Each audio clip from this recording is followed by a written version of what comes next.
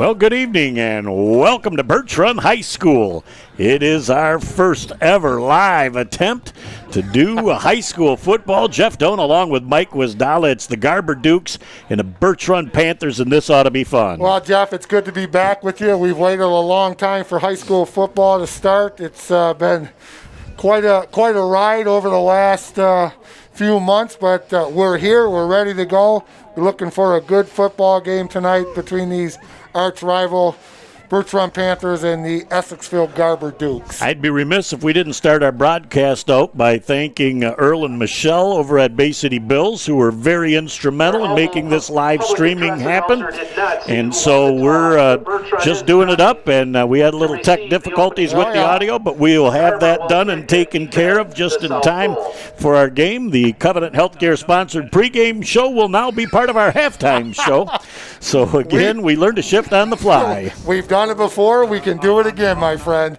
It's good to see you again. It's good to be back with you. The Garber Dukes won the toss and deferred their decision into the second half, so they will be kicking off, and that very good Garber defense will be on the field.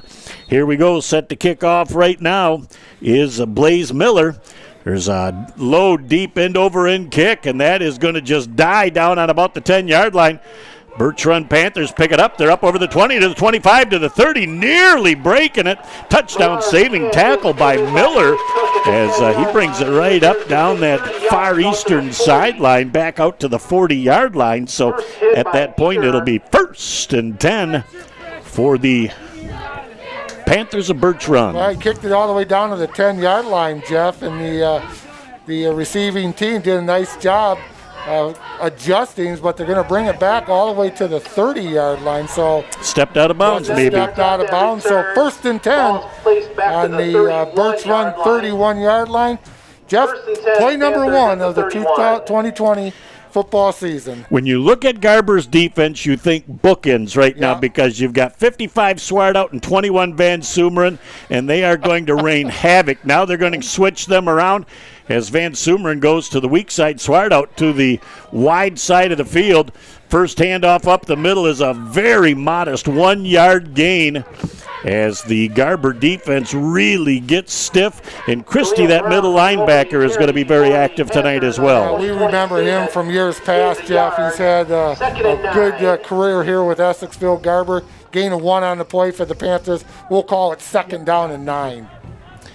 As quickly Birch Run comes up to the line of scrimmage, doesn't mean they're doing the hurry-up. Means that they're just having time to check out that Garber defense. Again, 40 seconds now to make it happen. Ball down on the ground.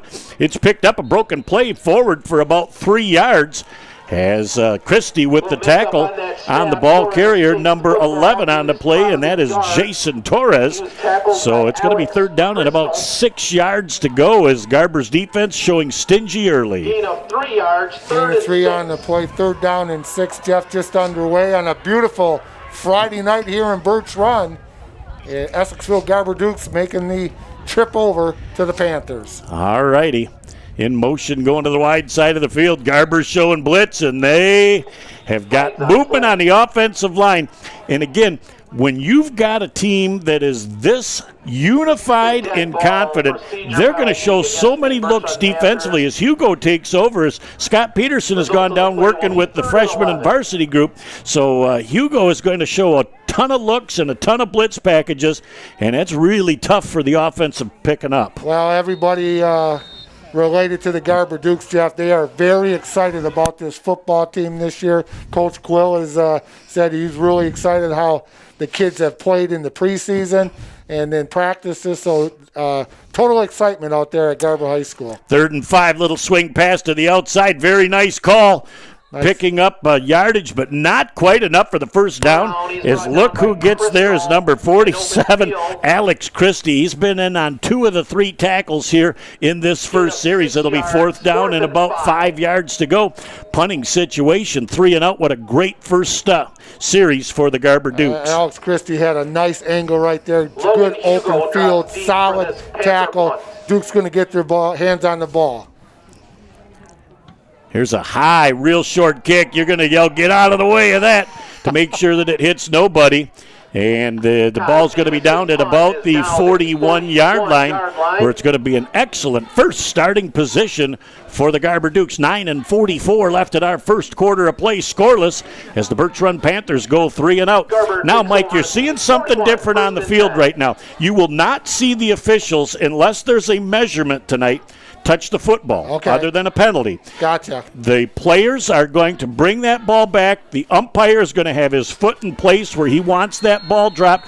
This is another one of the COVID things in place where nobody of the officiating crew, under rare circumstances, will touch the football Very tonight. nice. You know what? And that's all part of it now, Jeff. That's our new normal. So, looks like it's working out so far here in the first quarter. Boy, look at the press defensive coverage on the wide receivers as the handoff going up the middle for a modest gain, maybe of a couple of yards. And it's Christie. Christie on the carry for and we've Garber. seen Wrapped up by through last 32 year, Mike, his linebacker ability Birch Cook. between the tackles. But boy, he's got that extra gear to the outside. There's other running backs, too, that you're going to see. Quillard, Potts is going to have his hands on the ball. You've got Logan, and you've got Anthony. You've got a lot of weapons offensively, and you've got a junior quarterback that sat back and learned it all last year, played a lot of defense in Shapansky. Yeah, and they're well-rounded, Jeff. They can go inside, they can throw the football. They got enough speed to go around the end. So this is a really good football team that the Dukes have this year. Motion going to the wide side of the field. Shapansky back to pass, throws that thing out, and he had pressure on him. A little outside blitz coming is showing a nice package defensively on that play. Were the Birch Run Panthers.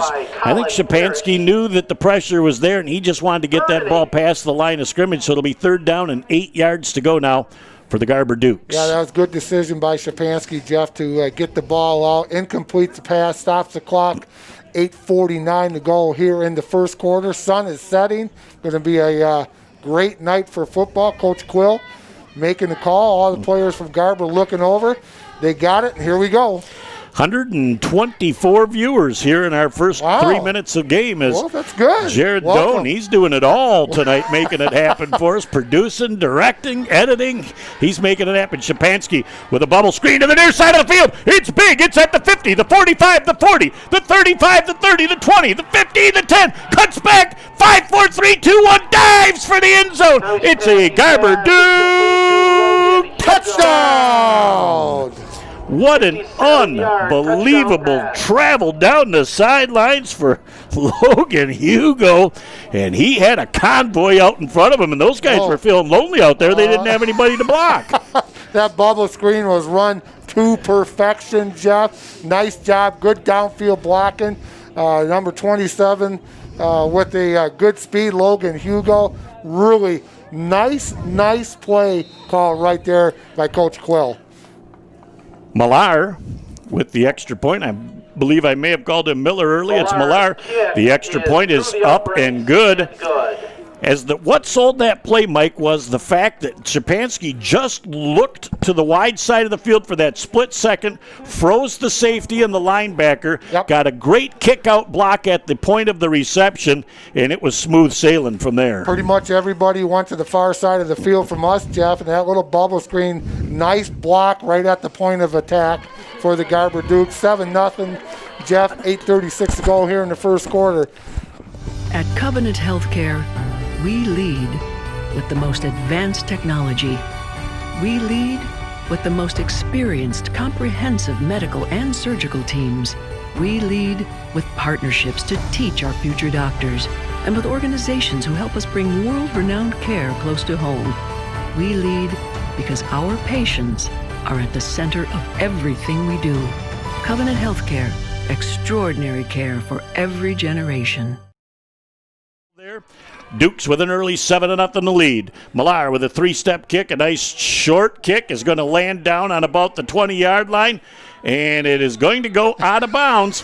Now we know, Mike, there's 3 options involved with this. Are you in mid-season form? Take it right there, re-kick it, or take it at the 35. How am I doing? Well, you definitely want to look over, and I'm almost positive the way Garber kicked that, they're going to probably take it at the 35-yard line. But if they're kicking it short, I would say re-kick it from the 35, move your back line up 10 yards, and see if you can get it past the 35. Let's see. You're not on the sideline. You got your coaching hat on now. We'll see what they say. Looks like they're going to decline it and take it at the 30-yard line. No, 35. Yep. Ball is moved up. They had that marked wrong, but again, the center's going to be hanging on to the football a whole lot in this game tonight. So if it looks odd, that is all because of COVID that's transpired. First and 10 for the Panthers. 4-man line defensively. Look how low Van Sumeren is on this left side. Ball's up in the air. It's loose. Van Sumeren's coming. And very, very wisely, the quarterback for the Birch Run Panthers decides to just jump down on that ball. Had he not done that and tried to pick it up, Van Sumeren was chugging. I'll tell you, Mr. Van Sumeren is a big drink of water, Jeff, and smart play by the quarterback from Birch Run. Numbers are very tough to see right now. Look like Jason Torres is the quarterback for the Birch Run Panthers. Big loss on the play for Birch Run, and they're going to go back a little bit more, too. As we're going to back up another 5, we've got a false start on the offense. So you look at what started on the 35-yard line, Mike. Now they are going to be backed up to the 10-yard line, so it's going to be first and 35 yards to go for a first down. Not exactly how your offensive coordinator wants to script the plays. That really takes you out of your plays that you had set up for this football game, Jeff, but don't try to get it all at once. Get a little bit at a time. Jason Torres, once again, the quarterback. He looks like he's coming up under center, and he lets his wide receivers know what he's planned. Eye backfield. Here comes Christie on the blitz. Christie gets to the line of scrimmage, and a nice run to the outside. The runner was going to go through the left guard hole. Christie filled that hole. He kind of bounced it one hole off tackle to the outside, made a positive gain on the play of maybe a yard. They're not even going to give him a yard. It's going to be 35 yards to go for a first down. Coach Willard in on the tackle for the Essexville Garber Dukes. Jeff up 7-0 with 7:05 to go here in the first quarter. Third down and 35. Here comes Torres to the near side of the field. Nobody open. He's going to run and get what he can. He picks up about 8 yards. Absolute blanket covering defense by the DBs that time from Garber. Torres had no place to throw the football. Well, nice job by number 54, Lazaretz, the sophomore linebacker, 5'9", 165, Jeff. Got off his block, made the tackle. Fourth down and a country mile for the Birch Run Panthers. Back for the Dukes is Hugo. And we are under 6 minutes, 6.5 to be exact, here in the first quarter. Well, and we know what Hugo can do. We saw his speed one time already. A good exchange. The kick is up. It's another short kick on the side, and that's going to go out of bounds at the 48-yard line. And I don't know what he's going to go to the. He's going to go to the opposite 48, and he's going to come back, and he's going to stop at the 48-yard line. That's just where you called it, my friend. Your 22, your peepers are in good vision tonight too. Well, when they're right in front of me, that helps a little, Coach. So, again, for the second time, Mike, look at the starting field position that the Garber Dukes have. Yeah, really good starting field position, Jeff. Inside Birch Run Panther territory, 6:21 to go in the first quarter. And a nice job of kicking the football by the Panthers, but they're giving the Garber Dukes excellent field position, Jeff, every time they had the football so far. Well, you got to credit Garber's defense in those first two series, because that snap that went over Torres had cost them like 20 yards. Then they had a penalty. So you're dealing with 2nd and 35 yards. That is, again, the recipe for disaster for an offensive coordinator. You can't look on your sheet and find a whole bunch of plays that have high success at 2nd and 35. You don't practice those a lot on Monday through Thursday, I can guarantee you. Another 1st and 10. Shapansky out of the short shotgun, single back. Christie, the ball carrier. He finds a little seam, breaks through for a gain of about 11 yards. He is going to be down to, they'll have him officially at the 38, and I believe they're going to give him the first down. You know what I like about that young man, Jeff? He's got great vision. He goes through the hole. He knows where his blockers are at. He surveys the field when he gets through the initial line of scrimmage. I like the way that young man runs. He can go outside, but he's not afraid to go in between the tackles either. Well, all he needs his one crease, and he can go coast to coast. Christie again slips, but he pushes forward to about the 36-yard line. It'll be enough to move the sticks, and another 1st and 10 for the Garber Dukes. And you know, Mike, when you're looking right now, yep, it should be week 4 of the season, but you're looking right now at kids that are having their first contact against their opponent all year. There was no scrimmages. You're tired of hitting your own kids. This is a treat to come out and find somebody in another colored jersey. It's good to look across the line of scrimmage, Jeff, and see a dark blue jersey with a little yellow trim on there, not hitting your buddy all the time. So that's always a plus when you're a football player. Shapansky again out of the shotgun. He's back to pass. There's pressure coming. He lofts that ball deep, and it's just over the head of the intended wide receiver, Logan Anthony. Logan Anthony was open, Jeff, but just overthrown by Shapansky. You can see right there, Shapansky's got a nice arm. He threw that ball about 35, 40 yards in the air, maybe a little bit longer, but you know, Logan is a junior this year, but he played up on the varsity last year, had a really good year, has done some great things. And that's what's nice about the Essexville Garber, Jeff. They can run the football, but, man, they got some wideouts and some slot receivers that are really, really good. And he was great with the yak after the catch. Boy, the yards after catch were incredible.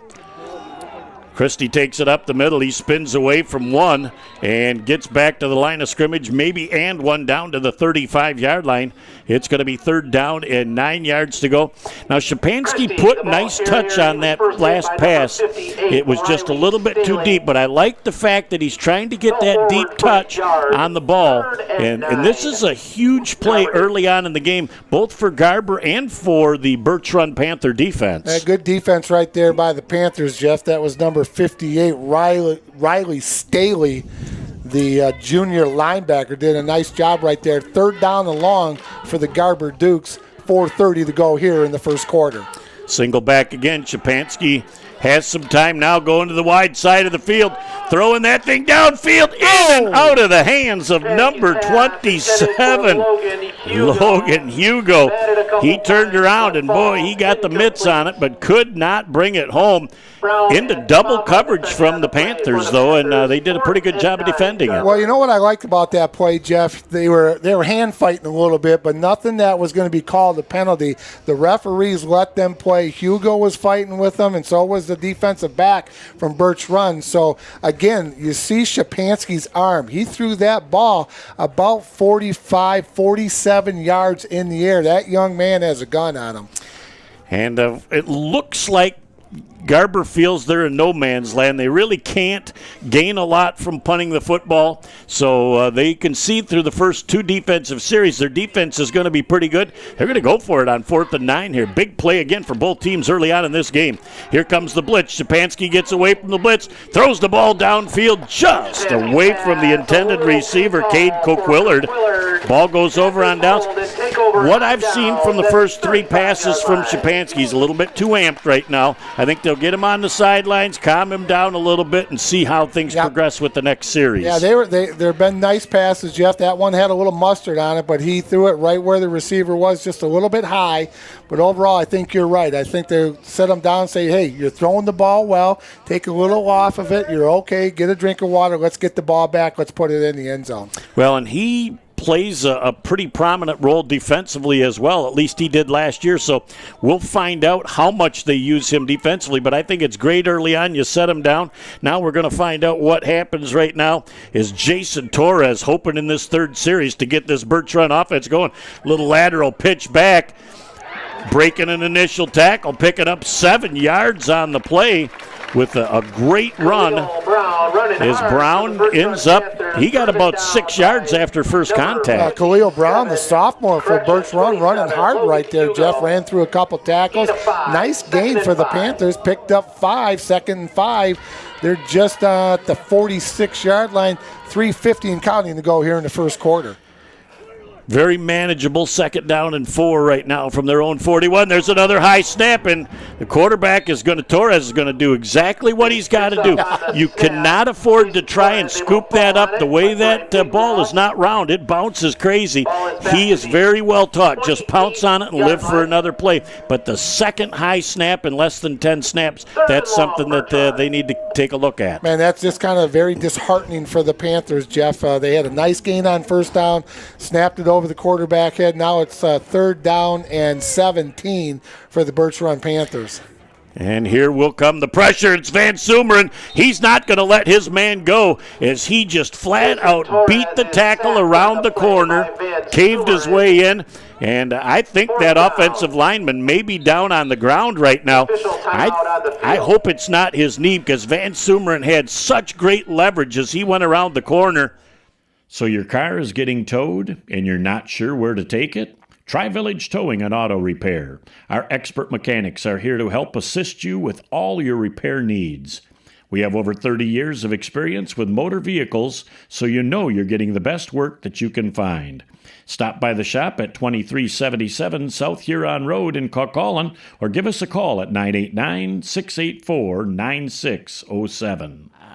I hope that didn't come trying to keep Van Sumeren off the quarterback because Van Sumeren uses such great low force and leverage to get there that he looks like he might be doing a little bit better. But, boy, that's tough. Logan Hugo deep for Garber. So Hugo was going to get his 3rd opportunity. Number 78, Jeff. That was Kyle Harris. Hopefully that young man will be all right. They're looking at him on the sideline, so the Panthers will have to punt it away once again here in the 1st quarter. All right, Garber with 10 men on the line of scrimmage. And Birch Run says, I don't know if we've got this set up right now. They're going to be forced to take a timeout. And we are going to hear from our friends at AAA Transport. AAA Transport and Limousine is the Great Lakes Bay region's most reliable and requested transportation service. For over a decade, we have been helping our clients to get to their destination on time, in style, and comfort. AAA's services include non-emergency medical transport, wheelchair accessible, school transportation, and shuttle services. We strive to provide exceptional customer service and tailor our fleet to meet your individual needs. Rest assured that you are in safe hands when you ride with AAA Transport and Limousine. To set up your next appointment, give us a call at 989-893-8294. So a little different alignment now for Birch Run, but still 10 on the line for Garber, and they are coming. And there's a kick that's off, and absolutely nothing he wants to touch, and Logan Hugo's just going to let it roll, and roll it does all the way down to the 23-yard line. I think what he's going to learn is the first 3 punts have all been short. You maybe move up 5. If you catch that in the air, it was a low kick, you get 10 yards before contact on the return. Yeah, that was a wonderful kick by the kicker from Birch Run, Jeff. Not bad field position for the Essexville Garber Dukes. Not as good as the first 2 times they touched the football, but not bad at all. They're going to put it down at the 23-yard line, so it'll be 1st and 10, 2:34 to go here in the 1st quarter. It is a 7-0 lead for the Garber Dukes right now, and they are going on offense for the 3rd time. So, I mean, when you look at 7 possessions here between the 2 teams, and we still have 2 and 34 left in the 1st, Christie up the middle, banging forward for a gain of almost 5. There's a loose leather down on the field. And I have not seen any indication that Birch Run feels like they've got the football. But they're jumping up out of the pile, and they're happy. Somebody reached in and whacked that thing away. And, boy, there's a great, huge turn of events and a great advantage now for the Birch Run Panthers. Well, the effort was there, Jeff, and how many times do you see that 2nd, 3rd effort, the runner just trying to get that extra yard or 2, and then he spun around a little bit, and that ball popped right up, and the Birch Run Panthers with a huge turnover here. They got great field position at the Garber Duke 28-yard line. Jason Torres, the quarterback, and they worked on that quarterback from center exchange a lot on the sidelines here, and that one is perfect. A little pitch to the outside. Look at the speed of Van Sumeren to get out there and slow things down. And also getting out there on the edge was number 25 for Garber, and I don't have a number. Is that another Van Sumeren? Oh, no, we don't have a number for him, Jeff. We'll find that number when we get an opportunity, but he came up, did a nice job. And again, Van Sumeren for a big fella showing good speed. 2nd down and 8 yards to go. As Torres back to pass, he's going to try and go, and he runs into Swart out on the outside, and the big fella, safe to say, just engulfs Torres, and he says, where did that 6'7", 270-pounder just come from? He's hard.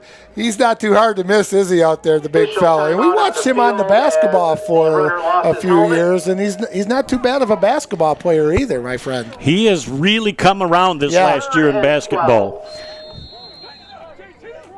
So had a little feedback issue that our tech crew was making happen there. We couldn't figure out where it was. He goes, let me just put a little notch here, and bingo, bango, and bongo. We're back at it. 3rd down and 12 yards to go for Birch Run. They're in need of a big play offensively right now. Split backs in the backfield. Now motion to the wide side of the field.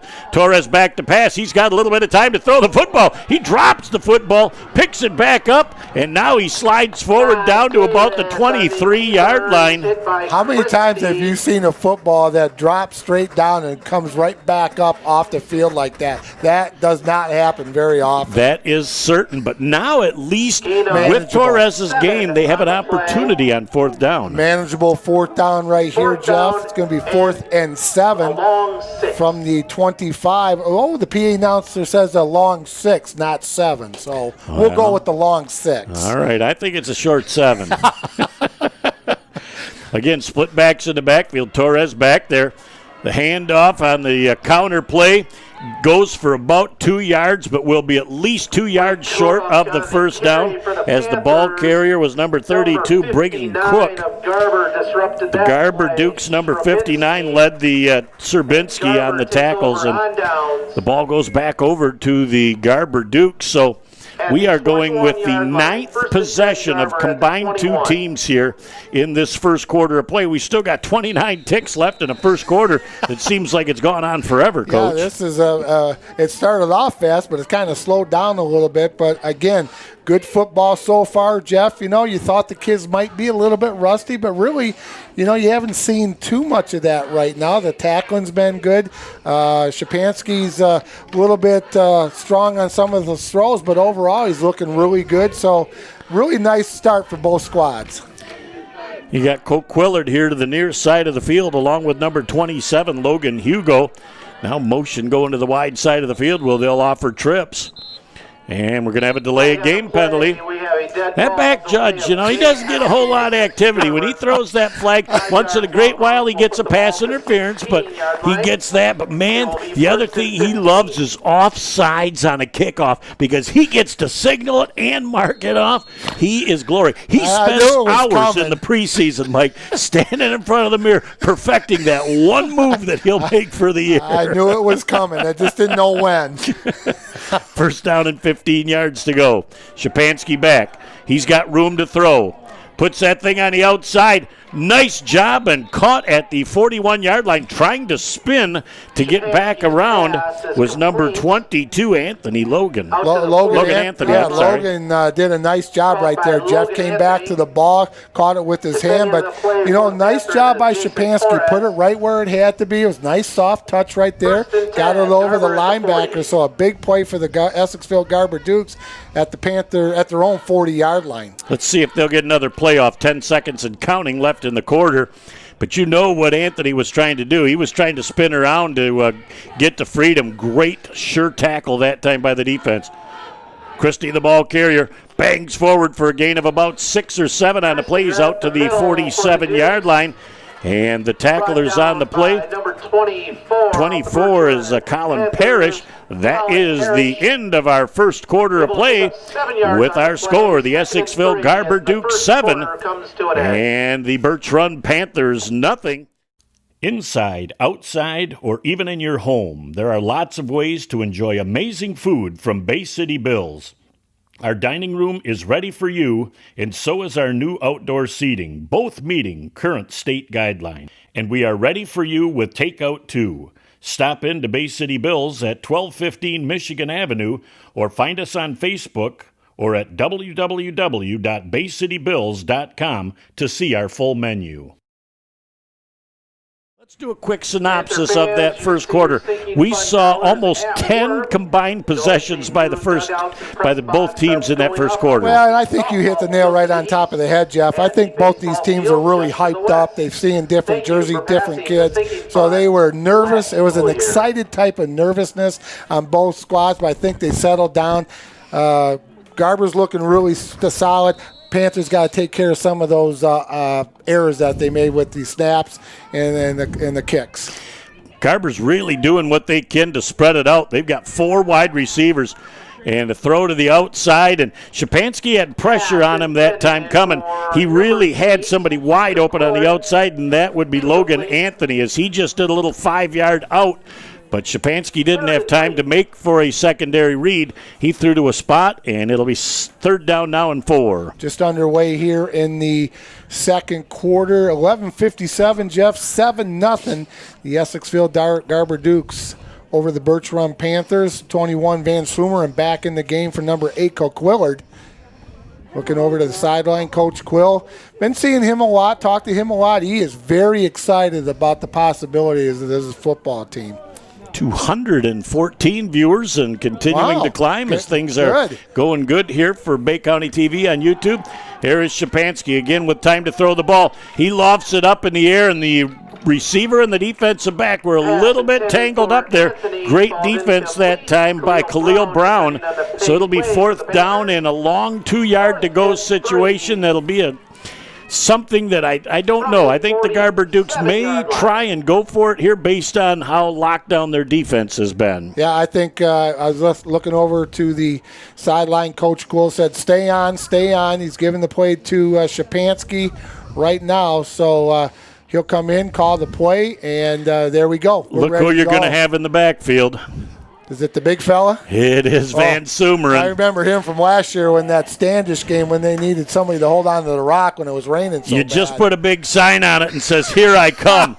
As he bangs forward, and look at him going through people as he pounds his way down to the 40-yard line. It'll be 1st and 10. You have got to, if you get through the defensive line as a linebacker or defensive back, I think you're going to get stains in the backside of your pants when you see that 270-pound train come running at you. Olay is what I'd be doing. Just hit him low. Here you go. Birch Run, though, they're very familiar with the big back. They had a big fullback last year that had a lot of success. Yeah, he was a good football player. I watched that game that you and Mike Vincent did. Well, he got a full-ride baseball scholarship to Saginaw Valley, so he's a great athlete. As Van Sumeren tries to plow to the outside, and again, he's hit low by the first person, making him go lateral, and plenty of Birch Run Panther defensive help followed. One of the ways you got to stop that big fella, Jeff, is you got to get the initial low, and you got to get a lot of dark blue hats to the football. Once you stop them, you got to get to them, and that's what happened right there. 2nd down and 12 for the Essexville Garber Dukes at the Panther 41-yard line. Again, the start of the second quarter going a little bit better than that first quarter. That first quarter took an eternity to get through, and the Garber Dukes with a 7-0 lead. Shapansky back. He's got time to throw the football. He lofts it downfield, wide open and just running out of real estate. He is going to be out of bounds, I believe. And they're going to reel that his foot did get in bounds, and it's a nice catch. That was very, very close on the sidelines. I thought he had one, Jeff, and when he did that, but from up here, it looked like he had one. The official had a better view of it, so that was a tough call. But what a great throw by Shapansky and a good catch. I think was that Hugo that caught that football, or was that Logan Hugo? So nice job by the Garber Dukes. Deep in Panther territory at the 12-yard line. And anybody from up here can say what they want, but he's looking right straight down the line. He's got the best view on what's going on, so really tough to question his judgment on that. As Van Sumeren gets hit in the background, he shuffles away from the first and he bangs the pile forward for a gain of a couple of pounds, a couple of yards on the play, as he just refuses to go down on first contact. Well, I like this Birch run defense, Jeff. They're getting to the football, they put a hat on you, and they're very quick. But when you get Van Sumeren, you hit them low, and then you just got to hope you got some of your buddies coming to finish them off. But a gain of 1 on the play, 9:57 and counting to go here in the second quarter. Well, one of the people that were in on that initial hit was number 71, Landon Rowe. He's just rotated out to the sidelines, but they are making it tough for the Garber Dukes offensively to move, as they have got twins to the wide side of the field. Shapansky back. There's a great in and out and nearly intercepted. Again, you look in foresight and in hindsight, and he has Logan Anthony just doing a 5-yard curl to the outside. That's a safe pass. He got a little greedy, I think, that time, trying to go into the end zone. But he's starting his first football game, and again, no preseason to scrimmages or anything to work on. So I'm certain as the game goes on, he'll be a lot better. And I think Torres, the same thing for the Birch Run Panthers, really starting to look more comfortable on every possession. Yeah, Tommy, 6'3", 190, so he's got good size, Jeff. You can see over the offensive line. I like how he's throwing the football. And the word's out on the Garber team. They got good receivers, good running backs. They can pretty much do it all. And there's a little confusion right now, and they're going to take a timeout. And we are going to thank our friends from Covenant Healthcare. Over the years, he's put his heart into being your dad. He was always there to fix things. Now that he needs help, don't lose hope. Covenant Center for the Heart is leading the way in minimally invasive heart options for inoperable or high-risk patients, with the first and most comprehensive structural heart disease program in the Great Lakes Bay region. It's extraordinary heart care, close to home. But we could not say thank you enough to Covenant Healthcare in the way that they have been there to support as they continue to love the folks in Bay County and the services that they can provide for Bay Countyans. We certainly appreciate them and all of our sponsors. And if anybody is out there watching and or listening, and if you would like to be a sponsor, all you got to do is give us a call at Bay County TV. Here comes the blitz. Shapansky's got to get rid of it in a hurry. Beautiful pass that time to Logan Anthony, and he's going to be a little bit short of the first down. But that was Shapansky's best pass because he was under duress from a blitzing linebacker, and I could not catch the number. Boy, those numbers are so tough. I told you. From Birch Run. And so forgive me if I'm not always getting those numbers down because they really don't have good outline around the numbers, and they blend in with that dark blue jersey. Now Garber's going to go with Millar, and he's going to attempt a little field goal attempt here of 22 yards. Holding for him will be Cade Coquillard. Kick is up. And it's through and good. Timeout on the field with 8:45 left in our first half of play. It is the Garber Dukes 10 and the the Birch Run Panthers. We're already looking ahead next week. So forgive me as we jump ahead to next week. Village Towing and Auto Repair of Cauqualan and Bay City is here to help you in your hour of need with fast and friendly service. With over 30 years of towing experience, we know how to get the job done quickly and safely. From big to small, we do it all. Give us a call at 989-684-9607 for all your towing needs. Now, you saw the back judge, and he went back to the 35-yard line for a minute and then looked around and came back. I'll talk about that in a minute. Ball dropped at the 18-yard line, picked back up, trying to come back up the middle. Another nice return up over the 35 to the 36-yard line as I'm waiting for the young man to come up. I think it's number 7, Corey Storms.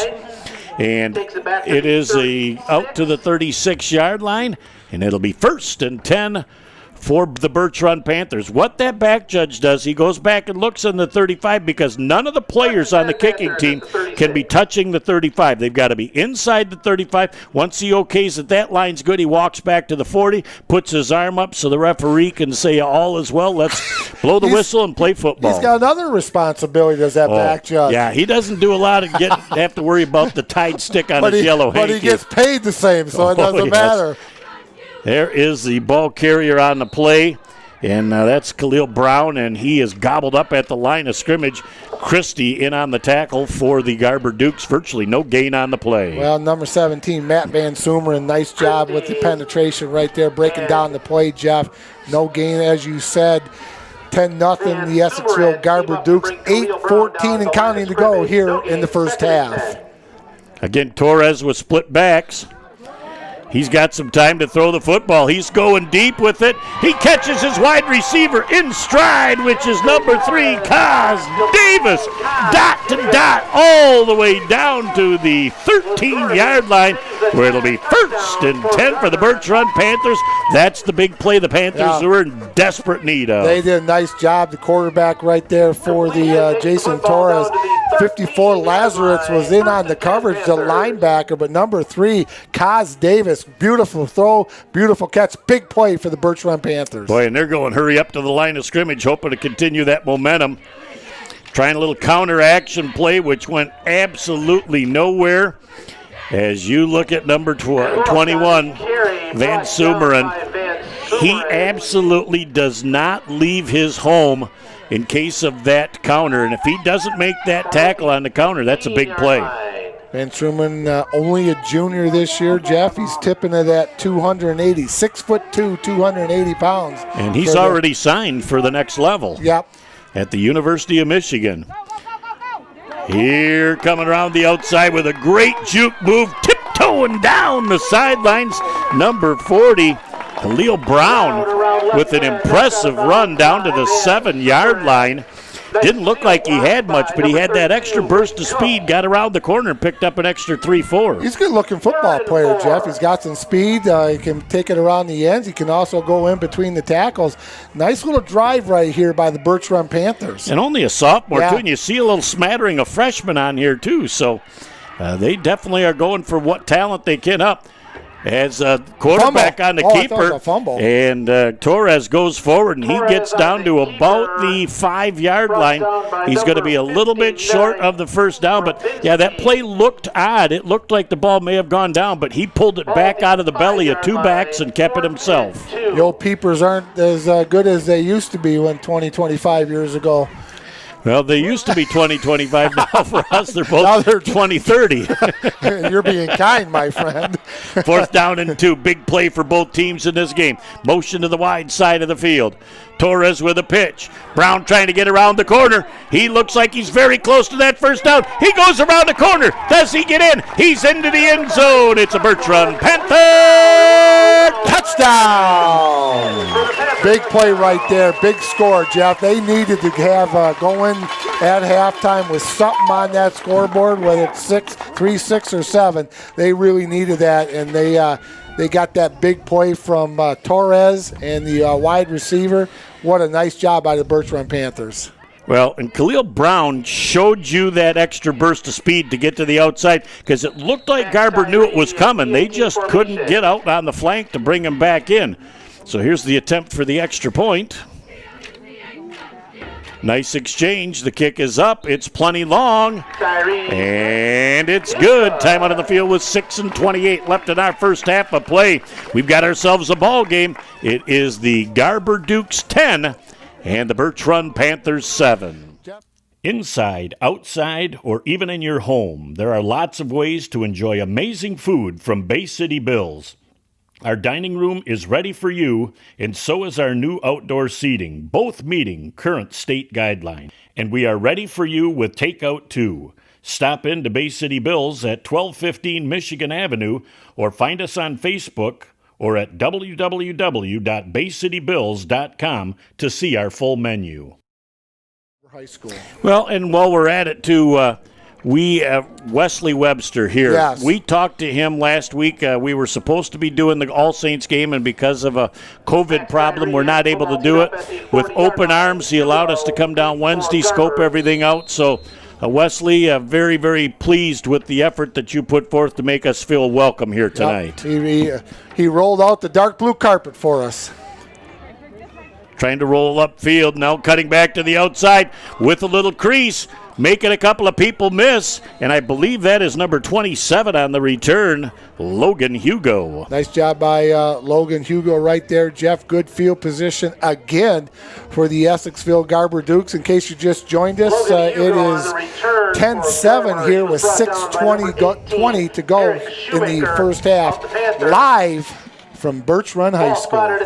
Jeff Doan and Mike Wisdala along with you, producing, directing, editing, doing it all tonight. Jared Doan, and on camera, Matthew Place making it happen. He's the lone of the four of us outside, so he's the trooper tonight, keeping things happening, but he's up to the task. He gives us a thumbs up. He's like, this isn't cold. No. I'm all set. 1st and 10 for the Garber Dukes. Motion coming to the near side of the field. Christie trying to cut back across the green. Good pursuit. He has a burst of speed and picks up about 3 yards to the outside, as it'll be 2nd down and 7. Brown with the speed from his defensive back position in on the tackle. That young man's having a wonderful first half for the Birch Run Panthers, Jeff. Good gain on the play. 2nd down and 7 to go. Gain of 3. Good gain for the Essexville Garber Dukes. 5:50 and counting to go. 10-7. Essexville Garber with the lead. I'm looking for them to do just a little skinny pass here to Logan Anthony, number 22. You put that coaching hat on. I don't do it often, but they're going to go with an inside screen, and I don't believe that they're going to call that a completed pass. But they tried to do a little slip screen here on this near side of the field. And Cook comes in and absolutely discombobulated that ball from the intended receiver, Christie. Well, we always say one play sets up another play, Jeff. So that play may look a little different down the line, maybe in the second half. So everything they do out there is for a reason. So 3rd down and 7 for the Garber Dukes. Give the Panther defense a lot of credit. They have done a tremendous job after the first couple series. Shapansky picks one up here, throws it out on the wing, and it does go to number 22 on the play. Yards after the catch, gets about 14 extras. He's down to the 22-yard line. It's a great job as Cook is the leading tackler on the play. And what a great job again. He is so slick, but you got it right. Those hands out in front. Yeah, he gets the hands up very good, does Logan Anthony, Jeff. And he doesn't let it get to his body. His hands are up, and he gets the point of the football right in his hands. And like you said earlier in the broadcast, yards after catch. He is excellent at getting the ball and getting those extra yards. I could tell if it was an itch or what, but I just felt like he had to have his hands on the football. And he made a big play right now and has really changed the field position here. 1st and 10 for the Garber Dukes. Shapansky with a handoff and a big head of steam banging forward for a gain of almost 5 yards is Van Sumer. And when he gets rolling forward, he moves the pile. Well, when you can run the ball, that sets up your passing. But when you start passing the ball, you got to respect that too. And that's why this Garber team, they've got the complete package. And when they get that thing rolling, they're impressive. And I really think Garber is looking at two things right now. They really want to score, but they're looking up at the scoreboard, and they realize I've got 2 timeouts left with 4:19. How much of this first half clock can I gobble up and still get into the end zone? Well, you know what? I think for the first time this year, we were thinking on the same way. For me to be in that midseason for Coach, that's amazing. Shapansky with a little skinny to the outside, and that one tried to go to number 22 again, Logan Anthony.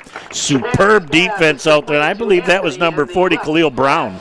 That nice job, open field tackle by Khalil Brown. You really got to wrap up Logan Anthony, Jeff, and he's kind of squirmy. He can break a lot of tackles, so 3rd down and 9 for the Essexville Garber Dukes. We're at 3:35 and counting to go here in the first half. Well, I'm going to tell you what, as a defensive back, if you're hawking that football, that is a pick six if you step in front of the receiver. So very, very heads-up play defensively. 3rd down and 9, obviously 2 down territory, probably a little bit out of field goal range yet for the Garber Dukes. We've got movement. Quick timeout by the Birch Run Panthers with 3:15 left in our first half. And we are going to go to Village Towing. So your car is getting towed and you're not sure where to take it? Try Village Towing and Auto Repair. Our expert mechanics are here to help assist you with all your repair needs. We have over 30 years of experience with motor vehicles, so you know you're getting the best work that you can find. Stop by the shop at 2377 South Huron Road in Coquitlam or give us a call at 989-684-9607. Again, we couldn't say thank you enough to our sponsors that make it happen, and Jared Doan is pushing all the right buttons here in the first half. Matthew Place out there staying warm and doing a great job for us. Where's Natalie tonight? She got out of work late, so she couldn't she's make making the big money now. I'm sure she's watching on sure YouTube, though. Maybe she's over at Bay City Bills. So there's the place to Shapansky. be. There's pressure coming. He goes back for the ball. There was contact, and they are going to have a penalty flag on an incomplete pass as Hugo tried to get through, and his path to the football was impeded by the defense, and that is going to give the Essexville Garber Dukes a 1st and 10. As again, it was tough as the pass was a little bit off target, so the receiver from the Garber Dukes tried to alter his path to the football, and he couldn't get there. Big break for Garber, Jeff. It's going to take them all the way down to about the 12-yard line of the Birch Run Panthers. Stops the clock with 3:08. 10-7, Garber up. Going in 17-7 is a big difference. 10-7, Jeff. That extra score is huge. And they deferred in the first half, so they'll get the second half kickoff. So that also is something else to keep in mind astute, my as friend. we proceed forward.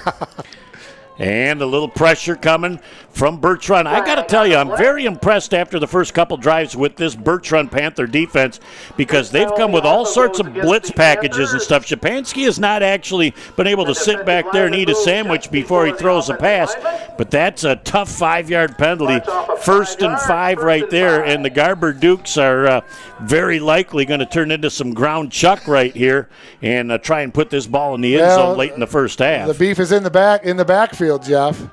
Penalty flag down coming from the referee, and that normally means offensive holding. And they have got offensive holding, and that says, I'll take your 5-yard penalty and one-up you with a holding penalty back from near the line of scrimmage. So it's going to be 1st down and 15. While we got time, from my understanding, you told me the whistles are a little bit different this year for the referees also, if I'm not mistaken. They can be. They have electronic whistles for those that feel like they need them. Yep. And in a lot of those situations, they're going to be in games where they're required to wear the mask on the field. For the most part, we're not having to, but individual schools, I know the Bangor John Glenn school system says if we're doing basketball or we're doing football, we've got to have a mask, and that really makes it tough to get that. So you're going to probably need electronic if you're going to be at their facilities. So what are you using this year? I'm still using the Fox 40 Mini. Okay. I didn't know they had a name. I thought they were just a whistle. Oh, yeah. The Fox because I'm 40 so petite, I need the Mini. So I was just about to Mr. say that, Petite. too. 1st and 15. Here comes the pressure again. They get the pass off. It's a little bit high, but again, a great blitz package that time by Birch Run did not allow the receivers from Garber to get into their play. Stops the clock, Jeff. 2:33 to go. 2nd down and 17. The ball is on the 18-yard line of the Birch Run Panthers. And we still got the score of 10-7. A nice pass, just a little bit high, but you're right. A lot of pressure right there on Shapansky. He had to get rid of it. Maybe a skosh earlier than he wanted to. So with that incomplete pass, it stops the clock with 2:33 to go. Well, and see what's happening is the receivers are not able to get into their break before that ball is already launched. So right now they're guessing at a spot they're going to be at. And again, I give all the credit to the Birch Run Panther defense that is causing a lot of that to happen. 2nd down and 15. Here they're coming with another blitz package. And looks like somebody may have moved, sensed that was coming. And the right side, either tackle or tight end, could not get to the outside, had to cheat a little bit, and causes another 5. So 15 yards and penalties on this last 3 plays by the Essexville Garber Dukes, and they're going the wrong direction here late in the first half. Defensive coordinator from Birch Run seeing something right now, Jeff. He's bringing a lot of players up to the line of scrimmage. He's blitzing a lot with the recent last 3 recent plays. So, this is why you got the coaches up in the booth. They're seeing something, a little bit of the chink of the armor right now for the Essexville Garber Dukes. Well, watch if they don't come with a little draw play to offset the blitz, and they came through the line, and they're giving 5 back. So right now they're playing the guessing game defensively. They're trying to anticipate a snap count, and Garber is smart enough to see that upstairs too and say, hey, we're going to go to a long count or we're changing the count, a hard count. One of those situations are going to happen, and they're going to earn 5 of those yards back, and those are valuable yards of real estate down here. Who's ever up in the booth for Essexville, Coach Quill, listen, they're coming with a lot. Stagger the count, go with the hard count, figure something out. Let's get those 5 yards back. 2nd down and 15 yards to go. Faking the blitz again. Shapansky looks things over. They're coming down the field. The pass is just over the intended receiver, Logan Anthony. And again, Shapansky did not have the time he needed. The pressure came late. It almost looked like they were letting the defensive lineman through to set up a screenplay. And they may look at that now on 3rd and 15 to see if they can leak out Christie or something. And with that defensive line push, they might be able to get a couple linemen downfield. And we're going to have another timeout on the field by the Essexville Garber Dukes. And Jeff, tonight's game is brought to you by... You treat your family with extraordinary care every day. Which is why when it comes to their health, more of you choose Covenant Healthcare. We specialize in extraordinary care. From diagnosis to recovery. From babies to grandparents. Learn more about our extraordinary bariatrics program. Sign up for our free seminar. So this is a beautiful situation right now in this ball game. If you're a Birch Run Panther and you can keep the Garber Dukes out of the end zone, that's a huge boost going into the half. The Garber Dukes are trying to put points on the board as they've got twins to the near and twins to the far. Shapansky is back. Pressure coming again. They slide that thing out, and that goes on a little delay. Looks like that went to Logan Hugo. Looks like number Gage Bamba again on the tackle for the Birch Run Panthers, Jeff. Good open field tackle. They tried clearing everybody out and dragging Hugo across about 5 yards from the line of scrimmage. And nice open field tackle. Actually, no gain on the play. Called 4th down and 15. Yeah, again, if that tackle's not made, there's a whole lot of real estate, and that was a great open field, sure tackle by the linebacker from the Birch Run Panthers. Birch Run, since that first quarter ended, Jeff, they got all the kinks out, their nervousness. They've looked like a totally different football team. They're hitting hard, going after the quarterback. A lot of things going on. Good things for Birch Run. Their final timeout of the half. And they waited until the back judge went up with his hand saying we're inside 10. They're working the clock right now on a big 4th down play. Covenant Healthcare in Bay City and Saginaw provides extraordinary care for every generation. From the routine doctor visits to open heart surgery, our expert staff strive to provide the best services in the healthcare industry.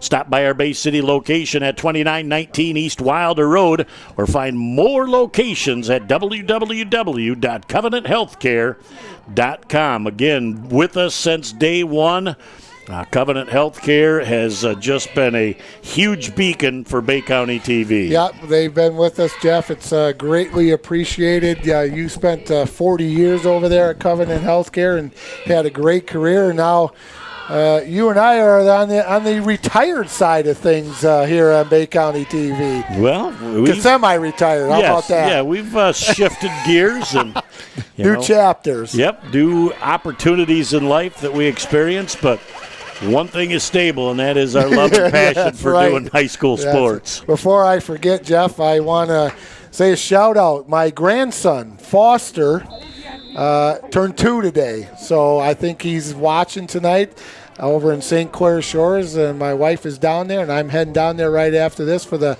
big birthday bash. So I want to say happy birthday to Foster, the big number 2 this year, and I missed the Birch Run game last year because I was at the first birthday. So well, may the mountains turn blue for you when you get down there. Shapansky rolling to the wide side of the field, sends that pass out. And it's going to be a little bit short of the first down marker. Shapansky did a nice job, but he threw one of the underneath routes. And again, a great, sure-handed, open field tackle by the Birch Run defense with $1:29 left in the first half. They'll get their hands on the ball deep in their own end at the 6-yard line. Well, what they want to do here, Jeff, is take care of the football. Essexville Garber only has 1 timeout left, if I'm not mistaken. I think they've used them all. Have they used them all? Yep. Okay, so they're out of timeouts. This is not the place to turn over the football. Hang on to the football, get that first down, and be real happy with that 10-7 score. I'll tell you what, they look like a different team here in the second quarter. Well, and Torres is going to come up under center, too. Does not want to have any chance of that ball sailing over his head. So great coaching move. Again, as they're coming on a quarterback keeper to the outside and cannot outflank the Garber Duke defense as Torres is brought down. I'm waiting for the young man to turn around, and it looked like number 57. Again, it looked like 57. We have no 57. Tackled by Garber's number 57, who is not on the roster. Mr. Not on the roster. Even the PA announcer doesn't have his number. So we'll have to see if we can find out what's up with that at the half. That may be the young Coquillard. I'm not positive as the younger brother of Alex. Okay. We'll have to wait and see, but 50 ticks left and using all the time, too. This will be the last time they've got to snap the ball if they do not fumble it or throw an incomplete pass. Now they're going to take a timeout, and with 41 ticks left in our first half, we're just going to leave it right here and talk about this. Mike, both teams obviously in the first half were very anxious. They hadn't seen other colored jerseys. We saw upwards of 10 possessions combined from the first quarter from these two teams. Yeah, it was a tough first quarter for both squads, Jeff. Garber jumped on that touchdown early, did a nice job, but once Birch Run kind of settled in here in the second quarter, they've looked very impressive. I like the way Brown runs the football, Torres throws the football, and the defense has really done a nice job of putting pressure on Shapansky. But, you got to be very careful with this explosive Garber team because they can run the football and they can throw it. And when they start clicking, they're going to be real impressed. They're going to make some adjustments at halftime, and they'll get those things worked out. But it was a good first half of football. This was not your normal type of year for football, as we all know. And it was tough on the kids. It was tough on the staff. It was tough on the district. So, but it's one good thing is we're back playing high school football. We're back in the saddle again. Yeah. Torres up under center. And just a quick handoff up the middle. And the Garber Dukes allow a gain of about 3 yards out shy of the 10. And in all essence, that should probably be the last play of our first half as Birch Run races up to the line of scrimmage. But, even if they run a play right now and they go to fourth down, Garber doesn't have any timeouts left to stop the clock. Yep. So we've got 15 ticks and counting, and a great angle right now of watching the play and getting the scoreboard in the background. Nice job, Matthew. It's a 2-for-1 special there from our cameraman tonight. And that's the end of our first half of play. And our score at the end of the half, the Essexville Garber Dukes 10 and the Panthers of Birch Run 7. And we will be back in just a moment with our Covenant Healthcare halftime show on Bay County TV. Good evening and welcome back to our Covenant Healthcare sponsored halftime show here on Bay County TV. Live on YouTube, Jeff Doan and Mike Guazdala. And Mike, we had a very entertaining first half. Well, it's like a tale of two quarters right there, Jeff. Essexville Garber did a nice job in the first quarter, got on the scoreboard first, and then the Birch Run Panthers got their second win in the second quarter, did some nice things, and got into the end zone and made this a very, very entertaining football game with Garber Dukes up 10-7 here at halftime. The way the first two offensive drives went for the Essexville Garber Dukes, they really looked like they were the superior team, but after a couple of series, the Birch Run Panthers made superb defensive adjustments, started putting more pressure on Shapansky, and had good success. They had really good success, Jeff. They were bringing everything, including the kitchen sink, to put that pressure on Tommy. You just can't let Tommy sit back there and survey the field with the wide receivers he's had. So they're putting pressure on him. Van Sumeren's had a nice game running the football. Christie's had a nice game running the football. But, the Birch Run Panthers mentality is right now bend but don't break, and they showed that in the second quarter. They did some nice things. First quarter was just not them, ball snapping over the head, couple penalties and stuff like that, but they calmed down, they collected themselves, and did a nice job. Yeah, the Garber Dukes really lost out on an opportunity as they got down around the 12-yard line. Then they got a penalty that allowed them to go to the 7, but then they had 15 yards of straight penalties, and that really, 1st and 5, you're going to be able to give the ball 4 times to either of your running backs. In most situations, pound it in, but again, a learning experience for Garber. I really think if the Birch Run Panthers continue to come with pressure, you're going to see a lot more of 3 steps and a little quick slant to the middle from a wide receiver, some more screens.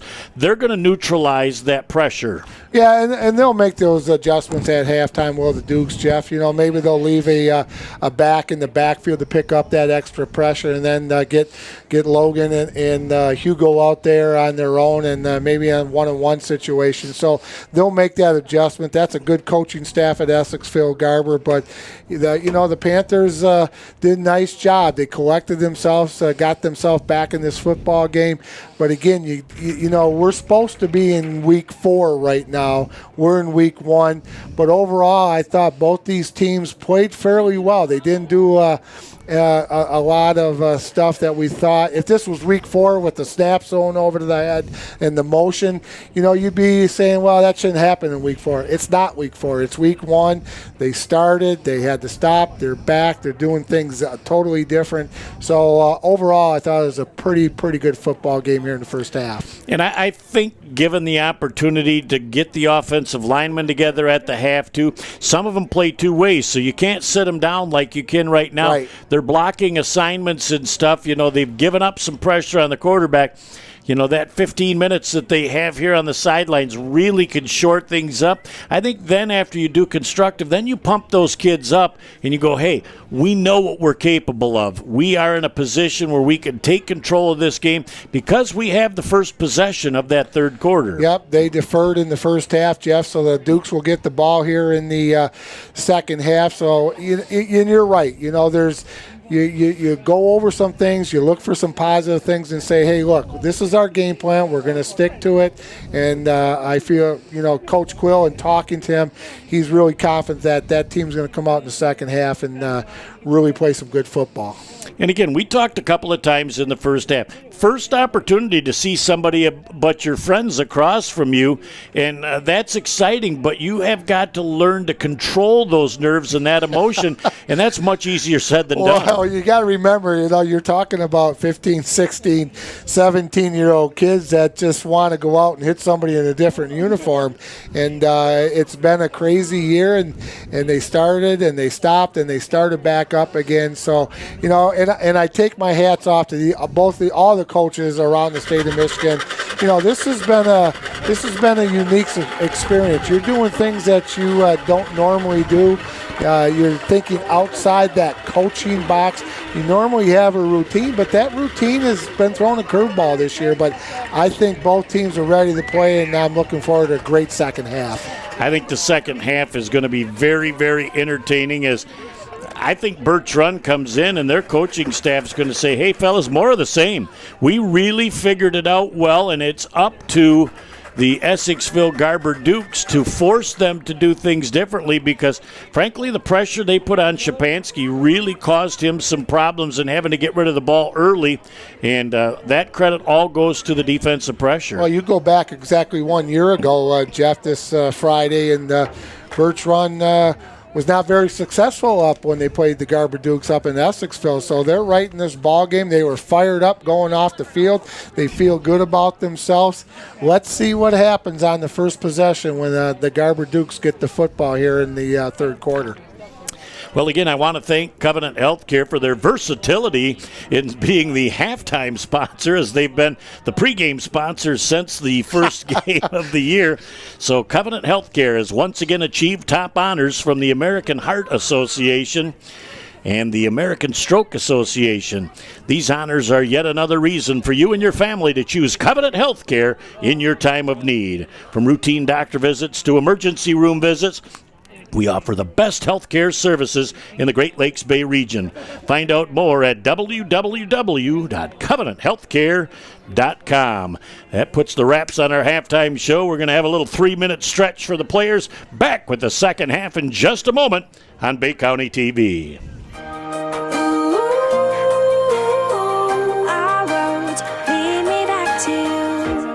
When you want to show someone you care, you go above and beyond. It's the little things that make someone feel extra special. The extra time, the extra effort, the extra attention to detail. It can have an extraordinary effect on people. I'll never let you down. I need you now.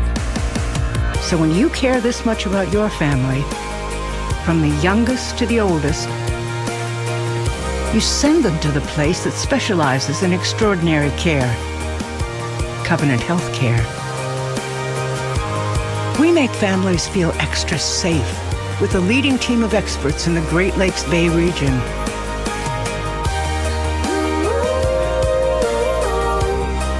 We take the extra steps to deliver the most advanced technologies and training. We go the extra mile as you journey from diagnosis to recovery. We give families extra hope. Why do more people trust their families to Covenant Healthcare? Because we've proven ourselves over time, across generations, and treat your family like you do, with extraordinary care. So you can continue to do so for generations to come. Back live here on YouTube, Jeff Dodd and Mike Wasdala. Glad to have you along on week number 1. And thanks to the Duke. The Duke of Earl. He, over at Bay City Bills, was very instrumental in getting us started on making this live presentation happen. So thank you to Earl and Michelle and everybody else that's over there enjoying this contest. The Garber Dukes won the toss, deferred their decision to the second half. With almost 100% certainty, you know that Birch is going to kick from the clock because that allows them the opportunity in the fourth quarter to look at the clock. Coach, you're all over it. Now, there's hope from the officiating standpoint, too, of helping when they can't figure it out. So this is going to be taken by one of the upbacks, up over the 35, out to the 42-yard line with a bruising return.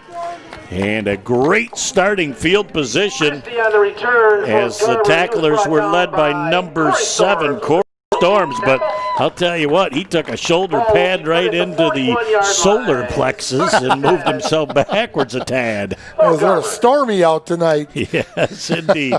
First and 10 for the Garber Dukes. And again, Mike, you said at halftime, this is a huge series for both the Garber offense and the defense from Birch Run. Yep, exactly, Jeff. I think the first possession, anytime you get the football, is huge for the offense and even bigger for the defense.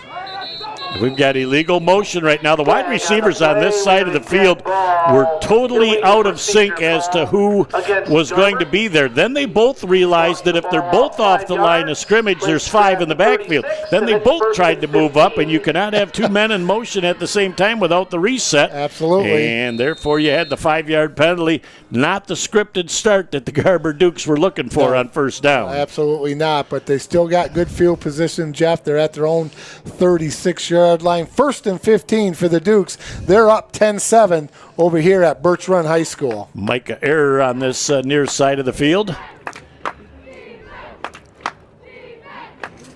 as they're taking their time offensively and finally moving forward, picking up about 4 of the 5 yards that they needed back from the 5-yard penalty. It's going to be 2nd down and about 11 yards to go. So looking early on that first play from scrimmage, you know the Garber Dukes are going to try and at least establish the run because they know the pass rush is coming from Birch Run. They got that 5 yards back, Jeff. That's a good call. We'll call it 2nd down and 10 and a hook for the Essexville Garber Dukes at the 40-yard line. Just underway here in the 3rd quarter with the Dukes up 10-7 over the hosting Birch Run Panthers. Dylan Vance in on that last hit. Shapansky with a little bit of time, and boy, he just threw a rocket to number 22, and Logan Anthony couldn't even react to that. He came out of his break, and that ball just whistled by. And you need to throw it hard, but he'll learn to put just a little bit of touch on that ball. And it's now 3rd down and almost 11 yards to go for the Essexville Garber Dukes, as this is a huge play in this 3rd quarter as the Garber Dukes looking to maintain possession, but those Birch Run Panthers say, hey, what better way to start our second half than with a 3 and out? Yep, that'll be a big boost for the Panthers if they can hold the Dukes here, but they can't sit on their laurels. Well, you got trips here all in a little stack position. Time to throw the football. And there it is. There's the yards after the catch. Sliding underneath the potential tackle is number 22, Anthony. He is just a part jitterbug. I'll tell you what, that tackler had him dead to rights. He got low to the ground, went right underneath that tackle, and picked up an extra 14.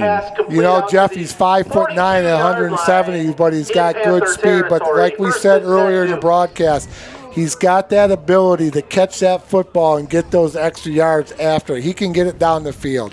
1st and 10 as Shapansky's trying to throw that ball downfield, and that is incomplete on the play to error, as Shapansky had to double clutch. If he gets that ball out in front of him, Eric could have scored a touchdown. Well, he was going to go over to Anthony over here on the near sideline and the flat right there.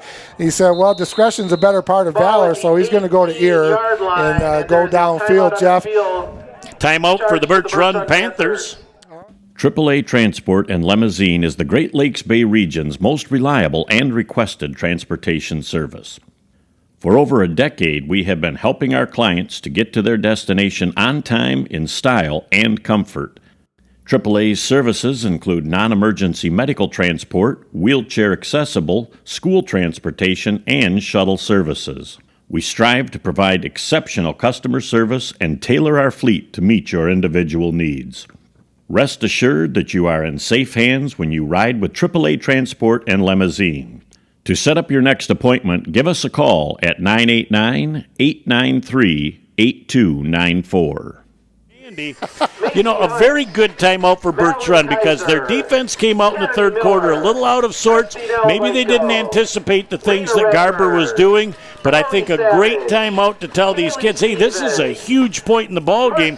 We've got to keep Essexville Garber out of the end zone if we want to stay in this football game. And I'll tell you what, Tommy Shapansky, the junior, 6'3", 190, a little more confidence when you see him throwing the football. Jeff, he's got 2 completions here early in the 3rd quarter. When you start throwing it and they start catching it, man, your confidence just goes through the roof.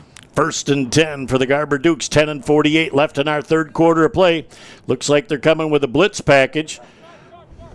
Motion to the wide side of the field with an opportunity around the corner. Look at him plant that foot, cut back across the grain, back to the hash mark, and a gain of at least 9 on the play. What a great job again. Something they didn't see in the first half, an adjustment at halftime to keep that inside pressure from coming to the quarterback. Well, you know what? You kind of worked your way through that first half, Jeff. Coach Quill says, you know what? Maybe we got to open up the playbook a little bit. Instead of going to page 3 or 4, we're going to maybe go to 6 or 7.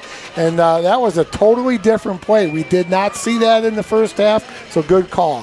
What you had to make that successful is the wideout on the far side had a great seal block to allow Anthony to get upfield, and then he cut back in towards the hash to get an extra 5. Don't have to pancake anybody. You just got to take time and block them and get in their way. Oh, they got a jumbo package here right now. As they're going right up the middle with Christie. He's going to pick up. Look at the movement. As some people call it second and third effort, I call it continuous effort.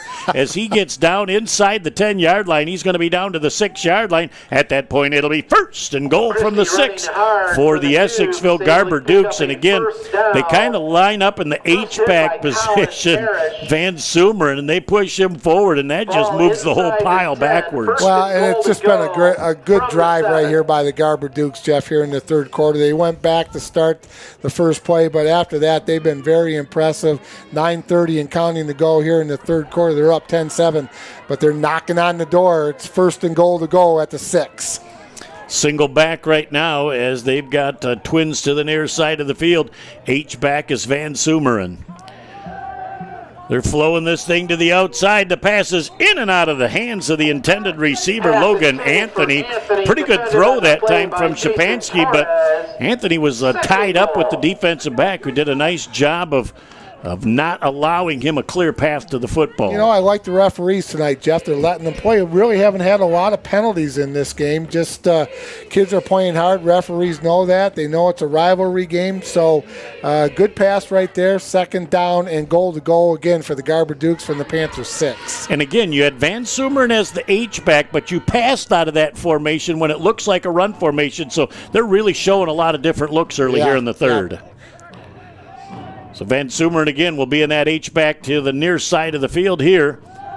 As they're sliding to the outside, pass is overthrown to the middle of the field, and again, really nothing there. I think that Tommy Shapansky decided, well, I'm just going to get rid of this and live for another down. He maybe sensed some pressure coming, so it'll be third down and goal from the 6. First 2 plays, very good defensively here in the red zone for the Birch Run Panthers. Panthers doing a nice job on the goal line defense, Jeff. Incomplete pass stops the clock at 9 minutes and 10 seconds to go. Good shot from our camera right there down the field, showing the scoreboard and the both teams. So everybody's getting a good look tonight. As this is a huge play in the ball game once again early in the third quarter, 9-10 and holding because of the incomplete pass. It's 10-7. Garber up by 3. And now we're going to have timeout. I don't know if they were real happy with the play they called based on the defense that was there.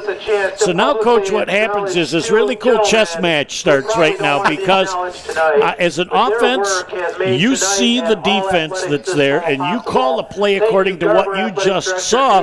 But now as the defense comes to the sideline, do you change your look to try and outguess or outthink, or do you both stay the same and make it happen? Well, and again, that's where the chess match starts. So the Garber Dukes didn't like what they saw in that defense, and maybe they weren't really sure if that was the correct play. But you know what? You're going to have to adjust. They're going to probably call a different play, and the Panthers are going to have to go to a different defense, or maybe they stay the same. But that's the beauty of coaching, is that chess match and working it through with your assistant coaches on the sideline and up in the booth. So with that being said, and the chess match on the sidelines, I look for this to be the Village Towing key play of the ball game thus far, because who's going to yell checkmate on this? Is it going to be the Garber Duke offense? Is it going to be the Birch Run defense? Well, Granny, don't leave your rocker, because you're going to find out in about the next 10 seconds. As Garber comes back onto the field right now, I think you're right. This is a even though it's early in the third quarter, I really, truly do believe this is a key play for both squads. Well, and, will Garber do something to allow themselves to get half of the 6 as they're going with trip look to this near side of the field? And there is a little bit of early motion by Logan Anthony. And, boy, that's 5 yards of valuable restate. But you saw what he was doing. He was just running a quick slant, and he was headed to the back corner and to see if he could take the safety out. And then I think they dragged somebody in behind him and then send somebody to the other corner. Yeah, I think that was exactly right, Jeff. So let's see what Coach Quill has for third down and goal to goal from the 11. And the chain gang over there's got to drop those first down boxes because they're not applicable here. And we're going to have timeout on Birch Run's side. In the fight against cancer, you are never alone. The Covenant Cancer Care Center pledges to stand by you every step of the way. And standing with us now is MD Anderson Cancer Network, a program of MD Anderson Cancer Center, one of America's leading cancer care providers. This extraordinary affiliation gives families unprecedented access to world-renowned cancer treatment plans close to home. Together, we can fight cancer, hand in hand. Here we go with the big third down and goal from about the 11-yard line. Tommy Shapansky with a single back again, trips to the near side of the field. Here comes the pressure. They go down the middle. A pass is complete, and it's down to about the 1-yard line. And why are they stopping the clock on a completed pass? I think that the head linesman got confused by the fact that those down boxes are still up. Now he's saying, let's roll the clock. Yes. But I think that's why, as you got those first down markers, you have to lay those things down so nobody's confused. Now you've got 4th and goal from the 1. I wonder who may handle the football let here. me see how much I'm going to – I think I got a 50, nickel. 55, 57 cents that I'll put in on this. I'll match it. Here we go, out of the Wildcat. They bang him forward. He does not get into the end zone. What a great goal line stand for the Birch Run Panthers as somebody hit him high and somebody hit him low and spun him around, and the rest of the defense came to the rescue. Everybody in the stadium knew what was happening, but I give a ton of credit. Somebody is injured, though, and I think that might be Corey Storms, number 7. I can't tell her. Is that number 3? No, that's number 3, the quarterback. Kaz Davis, the starting quarterback. Nope. Cornerback. Cornerback. I'm sorry. He's walking it off, but I'll tell you, I don't know if he got it's like a cramp held up into the pile or. It's only a cramp. I think he twinged his ankle, and that's. We'll look and see right now. No, they're going for El Crampo. Yep, you said it right, Coach. It's all right. It's just a cramp. It's nothing. Except when you and I get one at 3 o'clock in the morning and our big toe catches on the draw sheet, we can't get out of bed. Then it's not just a cramp. No. 1st and 10 from the 1-yard line.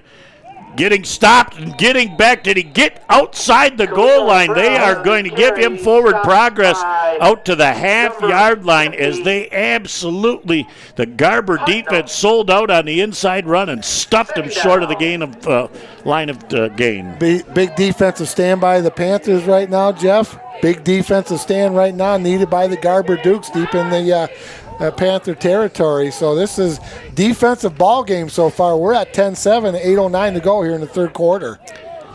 Torres up under center with an eye backfield.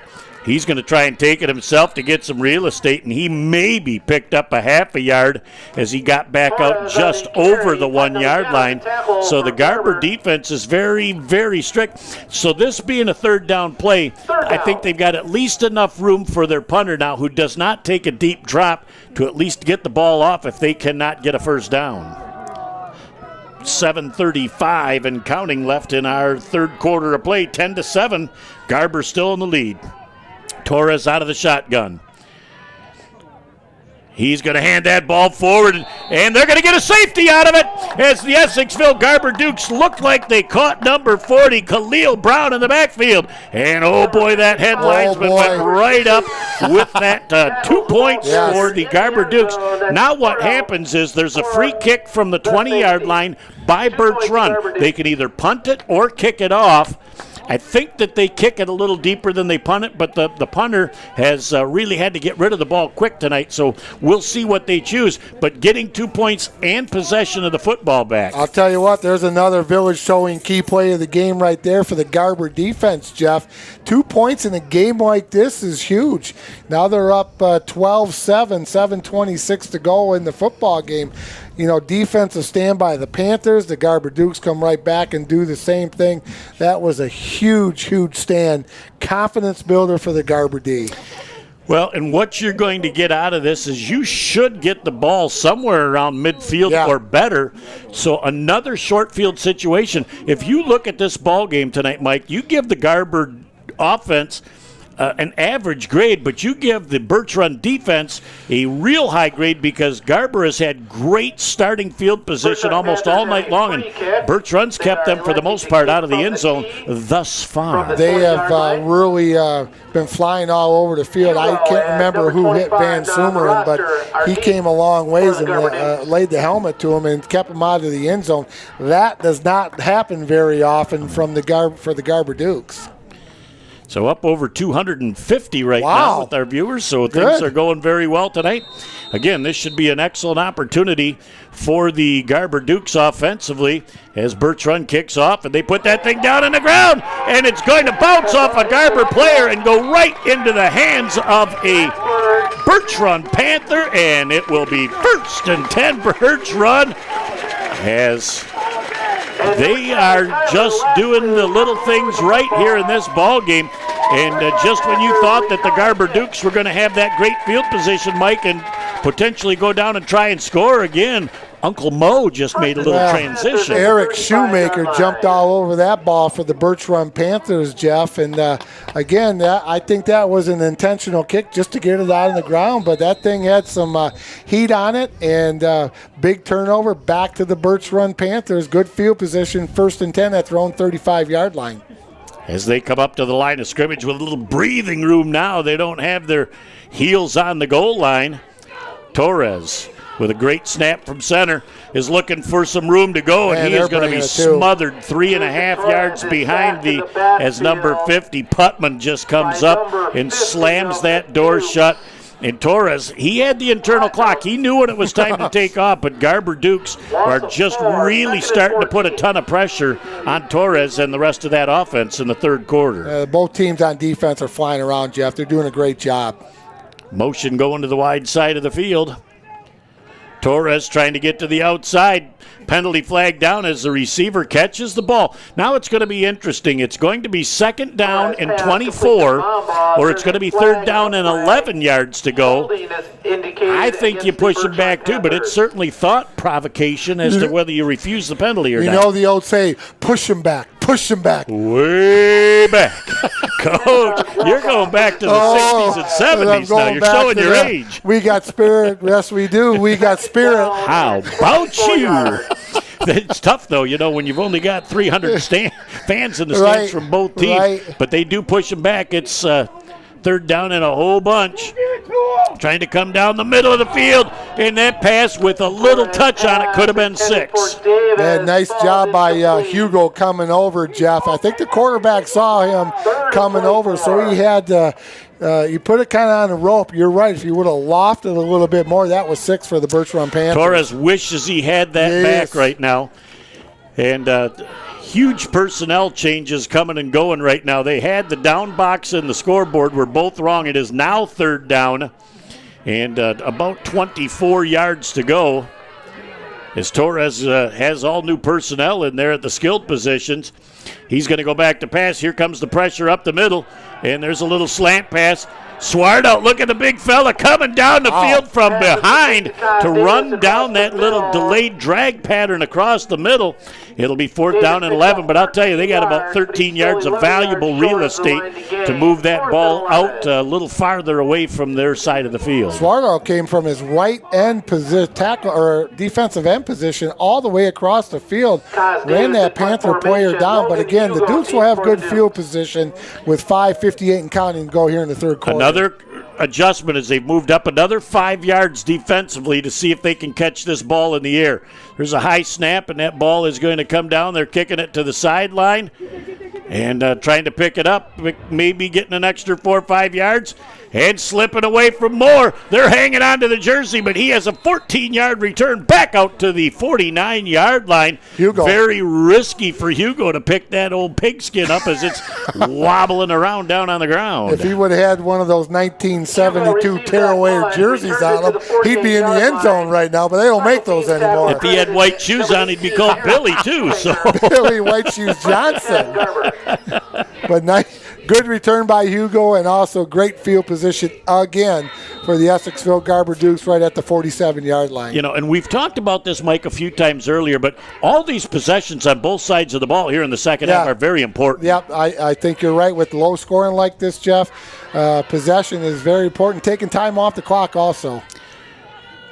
As Shapansky on the keeper finds himself a little real estate, gets away from one tackle, puts the shoulder down, and gains almost 11 yards on the play down to the 41. It'll be enough to move the sticks. And a 1st and 10 for the Garber Dukes. Another play you haven't seen yet. I like that play right there, Jeff. Rode the halfback right into the line, pulled it out, then he took it up the gut. Nice call by Coach Quill. 1st and 10 for the Garber Dukes at the Birch Panther 41-yard line. 5:20 and counting to go here in the third quarter. 12-7, Essexville Garber Dukes over the hosting Birch Panthers. I love the adjustments Coach Cole Quillard made at the half, because whether these plays work or not, they're showing them totally different things than the defense was exposed to in this first half, and I think it's really starting to make Birch having to think defensively. Good adjustments by Coach Quill on the offense, Jeff, and the Panthers did a nice job early in the third quarter on defense making the adjustments also. Trying to come to the outside. As that pass across the middle is dropped. And again, Shapansky wants that back, because if he hits one of those two slant receivers in motion, they could go all the way. But, Mike, both wide receivers for Garber both ran the same pattern, and they brought 3 defensive players to where the 2 offensive players were at. So I don't know if somebody may have missed their assignment offensively on the route. Looks like Gage Bamba out there at the safety position, Jeff. You know what he's saying right now? Oh, baby, just give me another opportunity, because that one I could have taken it to the house. That was the paraphrased version. Yeah, that was right. Second down and 10 yards to go for this Garber Duke offense from the 41-yard line. Shapansky back. He's got some time to throw. Gets it on the outside. What a beautiful move upfield to get down to the 28-yard line. Is a new running back now for the Garber Dukes, and that is number 25, and we don't have a name for it. Number 25 of Garber Dukes receives that pass. Goes around the left PA announcer didn't get the name either, so we'll we're waiting to get some help from him. He couldn't help us. We definitely apologize for that, folks. We wish we knew that young man's name, but he's had whoever he is, he's had a wonderful football game tonight. We thought it might be one of the Quillard kids, but we don't know for sure, so we're not going to speculate. Yep, we don't want to be wrong, so but he's a good football player. Yeah, it was a great move to get away from the defender and pick up another 10 yards after the fact. Trying to come on the quarterback keeper again. Shapansky showing some speed to the outside, puts his shoulder down, and he picks up about another 10. Boy, just the fact that he couldn't pitch that ball off. We've got officials timeout right now, as that's going to be pretty close to a measurement. We got a player from Birch that lost his helmet and will have to come off the field.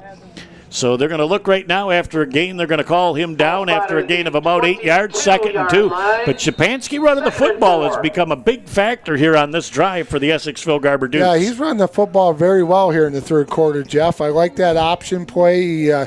He can either let it ride in with the tailback or the fullback, or he can pull it out and keep it himself. So I like that call. And really, 2nd down and 4 here. Great 2nd down play. Shapansky picks it up off the ground. He had pressure coming, does a nice job to get away from one, gets back to near the line of scrimmage.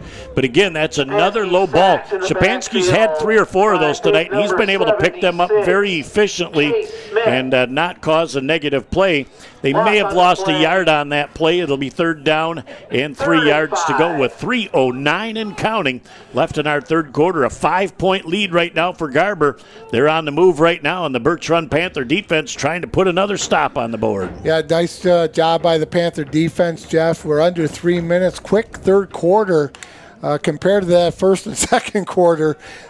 This has gone by fairly quickly. It's been pretty much running clock. Here's another big play for the Essexville Garber Dukes. Szczepanski looks at the defense. He gives the call to the wide receivers as they've got trips to the wide side of the field.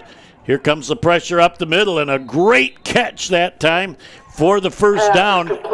Cade Cook-Willard. And a great job by Cook-Willard because he had to come back for the football, but the first thing he did is secured the football, didn't worry about yards after the catch. He knew he was beyond the first down marker. And he caught it right off his shoelaces too, Jeff, so he had to go down real low to get it, but he knew where he was, caught the football first. Big first down for the Essexville Garber Dukes. 2:18 and counting to go here in the third quarter. Coach Will's giving the play to Tommy Szczepanski, and a nice little drive right here by the Essexville Garber Dukes. And other than 3 plays offensively, Birch Run has spent the entirety of this third quarter on defense, and they could be starting to get a little winded right now as the Garber Dukes are trying to make it happen. Little quick pitch to the outside, and that is yards after the catch man, number 22, Logan Anthony. Squinters and jitters and moves himself down to about the 5-yard line, enough to move the sticks. Another first and goal for the Garber Dukes. We're gonna nickname him Logan Yak Anthony. How's that sound? He just, he's built so low to the ground, but people don't realize he's 170 pounds. Yeah, at 5'9", he's powerful, but when he drops those shoulders, he's got great balance, and he changes gears and positions really good, and everything has worked out real good for him after he touches the ball. Coach Dad in high school, his dad was a really good football player, very similar, runs the ball hard, and very quick, very fast. First and goal. Now they don't have the down boxes close by, so that head linesman can be worried. And we're going to have some movement on the offense. The wide receiver on the near side of the field. Illegal procedure against the Garber Dukes. Colton Potts is that number 25. I think Jeff Sanek buzzes in and lets us know. Thank you, Jeff. I just text Dave Schwartz, the athletic Colton director. Potts was number 42 now. He is number 25. And, of course, we all know his dad, Dr. Jeff Potts. Yep. He is physician extraordinaire. Well, he takes care of me and the rest of the family. Wow. So that's a full-time job in itself. Well, yeah, he's got to be a full-time psychiatric man, too, to put up with us. Here's Szczepanski with a pass to the outside, perfectly placed, and he's into the end zone. It is a Essexville Garber Duke touchdown. Hugo nice pass on that touchdown catch. Szczepanski put that exactly where it needed to be. Well, he had the time, Jeff. He just looked over there, and another good catch. Hugo was right there. Good hands. That is another big touchdown. That gets up to 18-7, 55 ticks to go here in the third quarter. But Tommy put it right on the number and got it into the end zone. That's a big score for the Dukes. It is now a 2-touchdown differential game pending the extra point attempt. The kick is up. It's plenty long, and it's good. Time out of the field with 55 ticks left in the third quarter. AAA Transport and Limousine is the Great Lakes Bay region's most reliable and requested transportation service. For over a decade, we have been helping our clients to get to their destination on time, in style, and comfort. AAA's services include non-emergency medical transport, wheelchair accessible, school transportation, and shuttle services. We strive to provide exceptional customer service and tailor our fleet to meet your individual needs. Rest assured that you are in safe hands when you ride with AAA Transport and Limousine. To set up your next appointment, give us a call at 989-893-8294. Boy, what a huge third quarter, shall we say, for the Garber Dukes. They've got 9 points, but they have controlled all but 3 hikes in this third quarter, 3 snaps from center, and they really wore down that Birch Run defense in the third. Yeah, defense of Birch Run, you're right, Jeff. Been on the field a long time here in the third quarter. They did a great job stopping Van Sumeren, but, the Dukes took advantage of that safety, got the ball back, put it in the end zone. Watch the back, Judge. Checks the 35. Nobody's feet's touching it. Goes up to the 40. Arm up in the air. Okay, Mr. Ref, let's let her fly.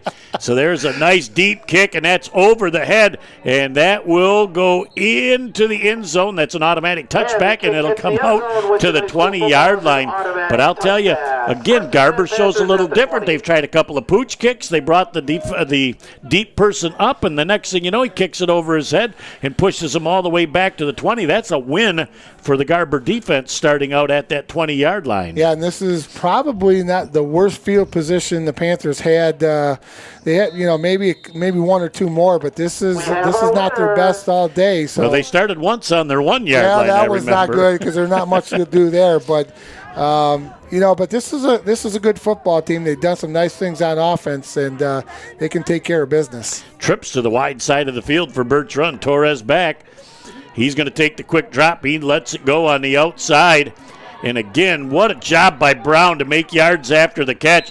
And he might not have done the best thing that he's ever done trying to get that extra yard because he ran into a whole lot of company, and he was finished off by number 57 on the play. And maybe Jeff Sanick will be able to tell us who 57 is too, but we thank him for giving us the first one with Mr. Potts. Nice job by the Dukes, Jeff. They brought a lot of baby blue helmets, Columbia blue, Carolina blue helmets to the football, but a good game by the Panthers, 2nd down and 2. So the quarterback on a keeper almost looked like a broken play, but he took it back himself. Gain on the play of about 6 yards. They'll bring it out to the 35-yard line, move the sticks. It'll be 1st and 10 for the Birch Run Panthers. And look at them go and hurry up as they move the sticks right now with 17 ticks left in the third. I like Jason Torres from Birch Run, Jeff. I think he's a really good quarterback, pretty heady, good leader out there, does a lot of nice things. As they roll to the inside, a quick pass to the outside. Off the fingertips of Logan. He was dancing with big pick sixes in his head. He would have been doing the Deion Sanders strut into the end zone if he would have got that. No, he'd have got one. 15 for that. That's all right. It might have been worth it. But no, he wouldn't have been. Don't do that, Logan. I'd say you might have said it's worth it. I don't want to be standing next to Coach Willard on the sideline after you high step. No, that wouldn't have been good. Wouldn't have been a mistake you make twice. It's going to be 2nd down and 10. Again, hurrying up right now with motion to the near side of the field. Trying to come with a jet sweep to this side of the field and absolutely stuffed by the defense of the Garber Dukes, led by number 17, Matt Van Sumeren, with the initial hit. Also in on there was Caden Putman, Jeff, for the Garber Dukes. That's the end of the third quarter. They had a great first 3 quarters it is with the score 19-7. We'll be back in just a minute for the fourth quarter on Bay County TV. Sports give so many opportunities to kids. It gives them an opportunity to see where they fit within a team, persevere, understanding how to work with different personalities. Those are the lessons that will make you a successful adult. As a mom, you have to have an understanding of what concussions are. Concussions are things that are treatable. If we take care of athletes, they will be able to develop and have a long, happy, healthy life. Again, we've seen a lot through 3 quarters of play. I would say on this 3rd down and 10, this is where the Birch Run Panthers have got to get a first down and move down the field and score.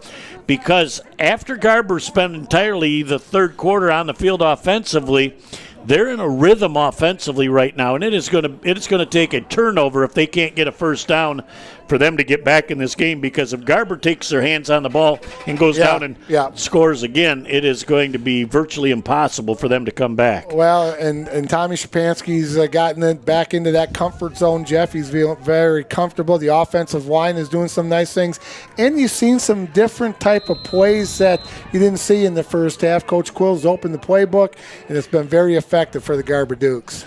Here's a big 3rd down and 10. Torres feeling happy feet back there. The pressure's coming from all angles, and he's brought down for a loss of about 7 yards on the play. That pocket just collapsed, Coach. Well, Swardow got his big old mitts on him, Jeff, and he had his buddies come helping. So that's going to be 4th down and a long, long ways for the Birch Run Panthers.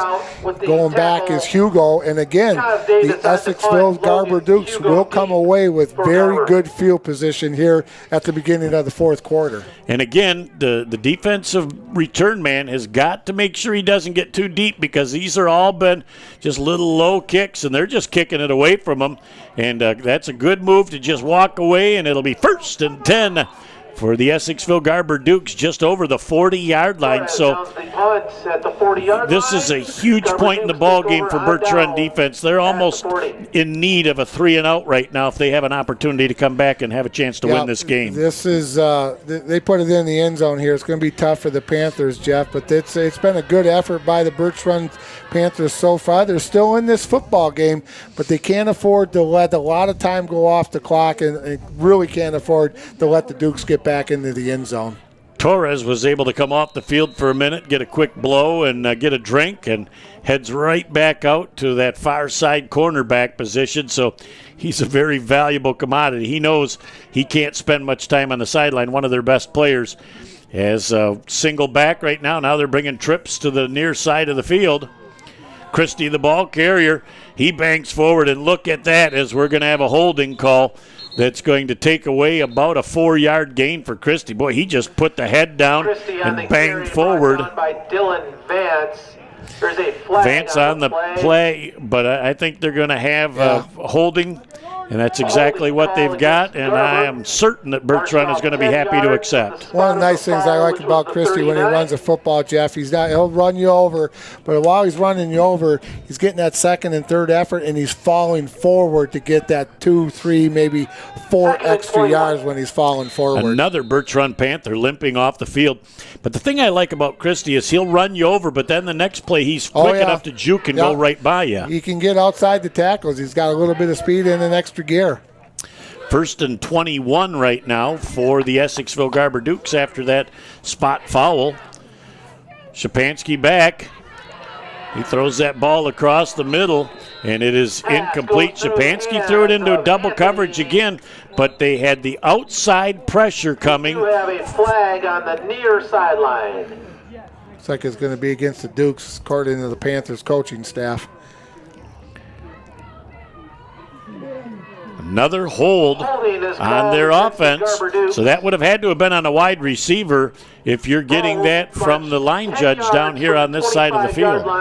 Which was the spot of the foul. Yeah, it was on the wideout right here on the near side of the field, Jeff. So it's going to be it's 35 yards to go for a 1st down now, but they're going to replay 1st down. So, you want to get some of it back. I almost think you're going to go to Logan Anthony to see if he can shed a block or a tackle and get a little yak.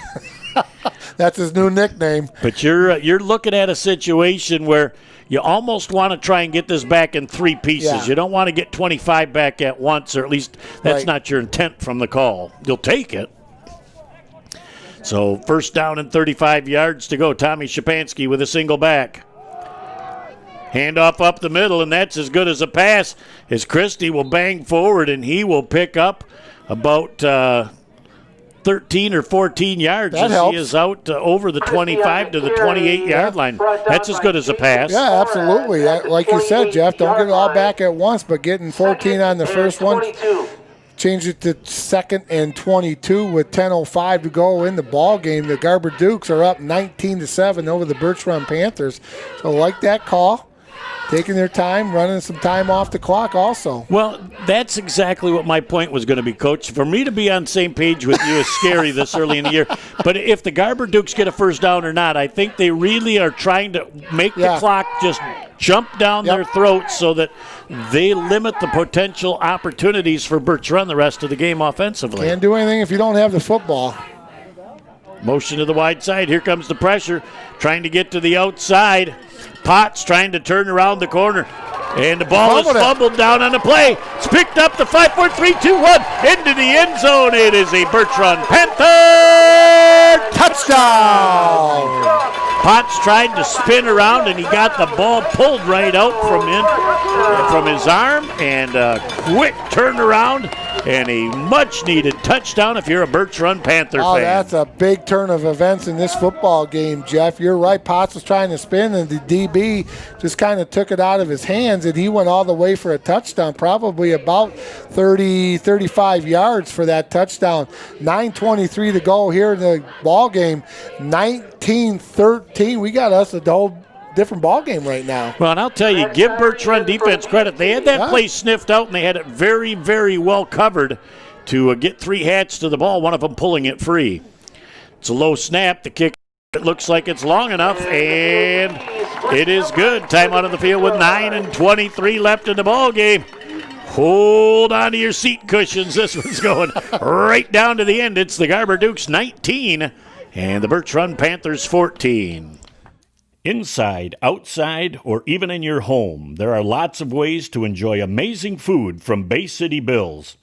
Our dining room is ready for you, and so is our new outdoor seating, both meeting current state guidelines. And we are ready for you with takeout too. Stop in to Bay City Bills at 1215 Michigan Avenue, or find us on Facebook or at www.baycitybills.com to see our full menu.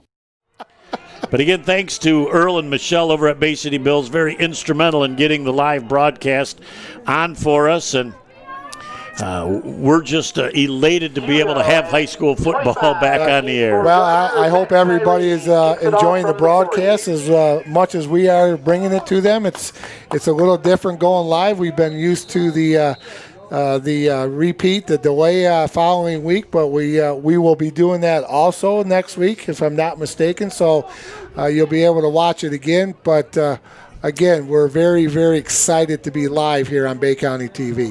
Yep, we're hoping to do the entire football season live, and it's exciting. There's a high, deep kick, and this will be a potential return for Hugo as he bangs it up over the 30 to the 33, and he is abruptly brought down by, amongst others, number 54, Colby Koryu. Hugo on the return. Nice tackle right there by the Panthers, Jeff. 1st and 10 for the Garber Dukes. We still got a lot of time left in this football game. 9:17 to go in the 4th quarter. And the Essexville Garber Dukes 19 and the Panthers of Birch Run 14. This is a big opportunity for the Panther defense, a big opportunity and potentially for the Garber Duke offense. With 9:17 left, trying to go right up the middle and virtually nothing there. Maybe a yard picked up as Christie is just brought down by the whole defensive interior line as they clogged up the line of scrimmage that time, Mike, and did not allow Christie any running room. Got a yard out of that, Jeff. But again, if the front four of the Birch Run Panthers have done a nice job tonight bottling up the running backs as much as they could. 19-14, 2nd down and 9 for Essexville Garber. Boy, and with trips here to this side of the field, they've got a mismatch right now. If they throw the ball this way, and they're going to go to the deep pattern, just overthrowing the intended receiver, Logan Hugo. They had the right sequence with the trips to this side, but Shapansky just airmailed that ball, and Hugo couldn't catch up.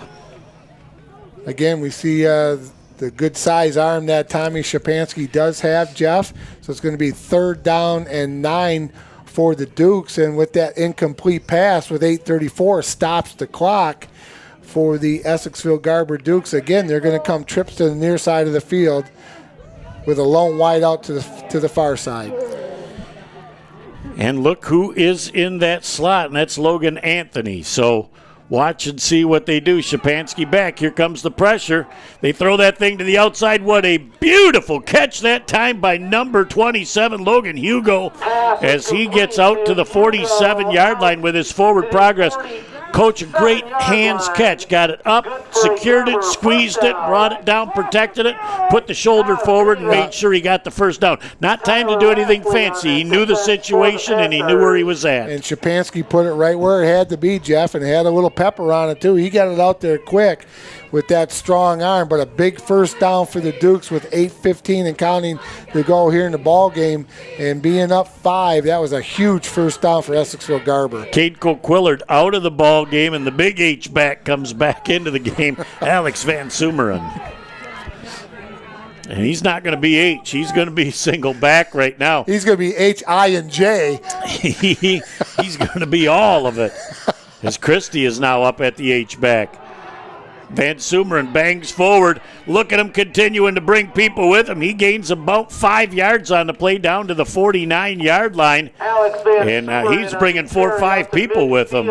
Good gain on first down, Jeff. But you know what the kids got to remember now, if you're running the football, try not to get out of bounds. Out of bounds stops the clock, so got to keep that clock running.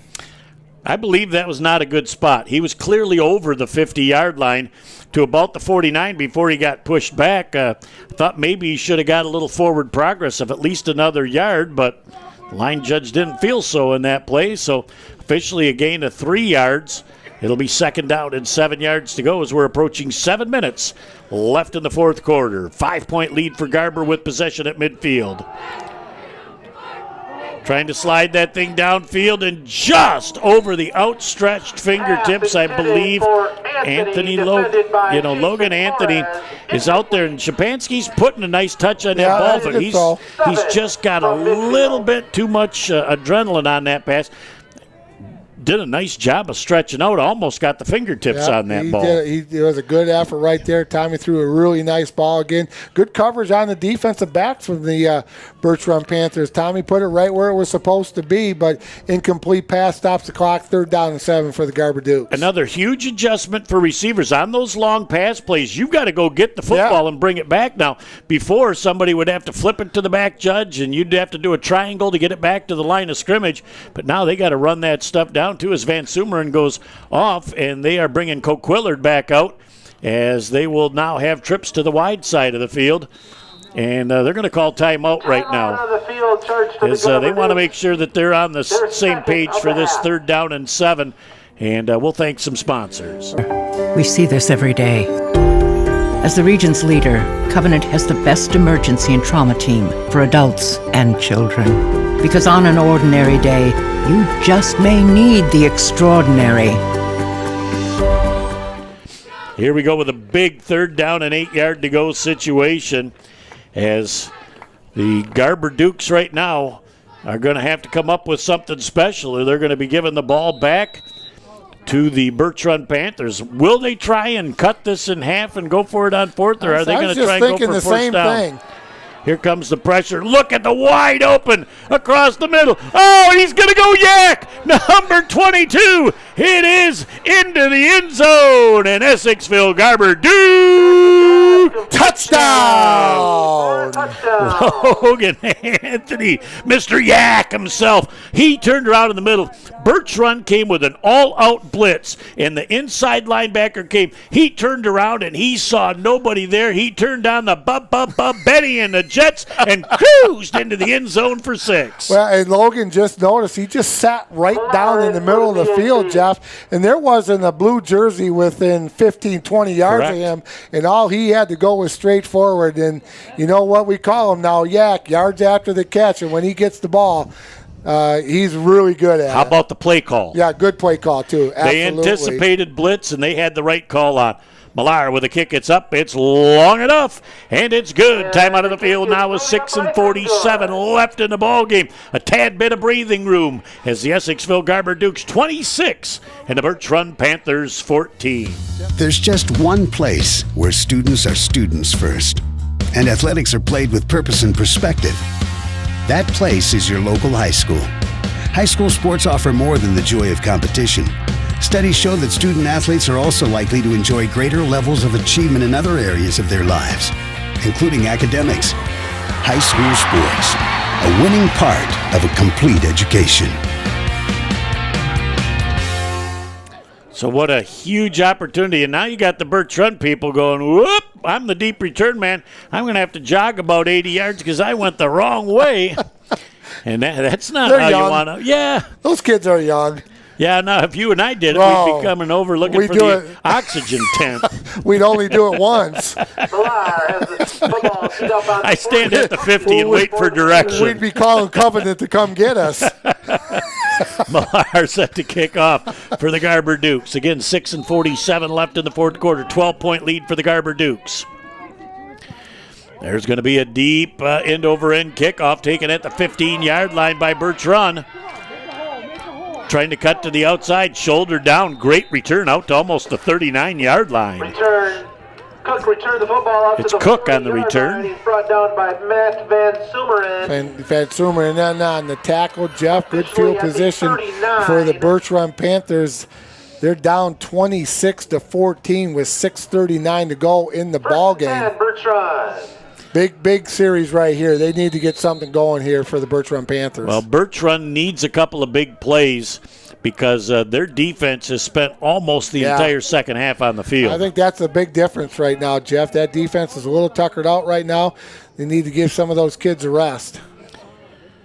Torres has got the left running back in motion, and they're going to get a penalty at the very least, and he's trying to come around right now, and they're going to run him out of bounds and tackle him. Torres. But they're going to have illegal motion on the running Driven out back. of bounds by number 55. They got to stop of the that Dukes. clock.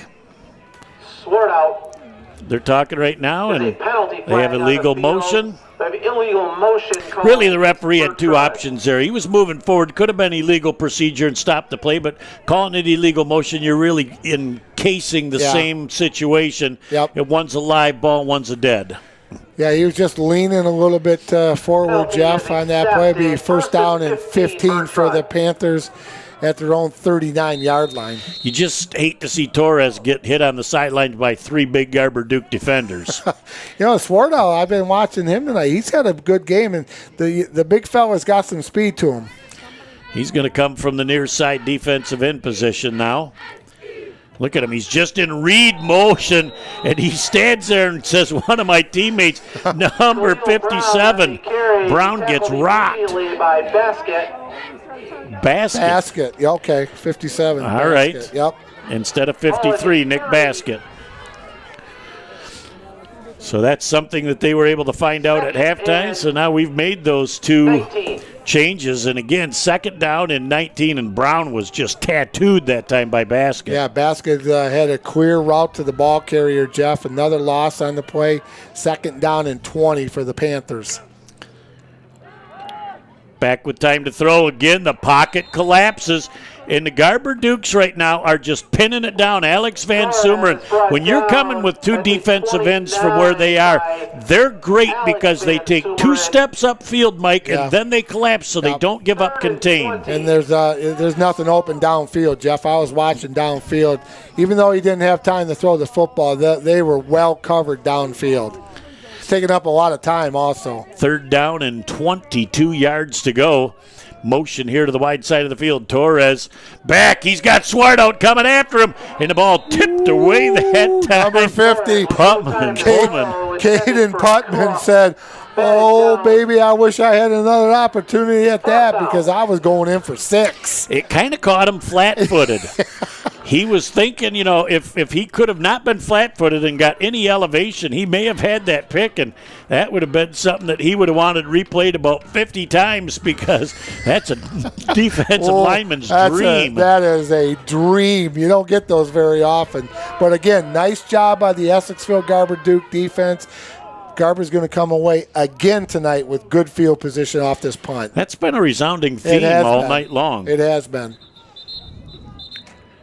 We're going to have a Birch Run timeout, and boy, you hate to burn one of those on a punt formation on a 4th and 20, unless they were trying to think of a fake play, a fake punt to try and make something happen, and looked on the field and saw that Garber was in a prevent defense, and so they had to rethink the situation. Ow, ow, ouch! My hip, my knee, my joints feel out of whack. Ow, ow, oh my! The pain, I can't take it anymore.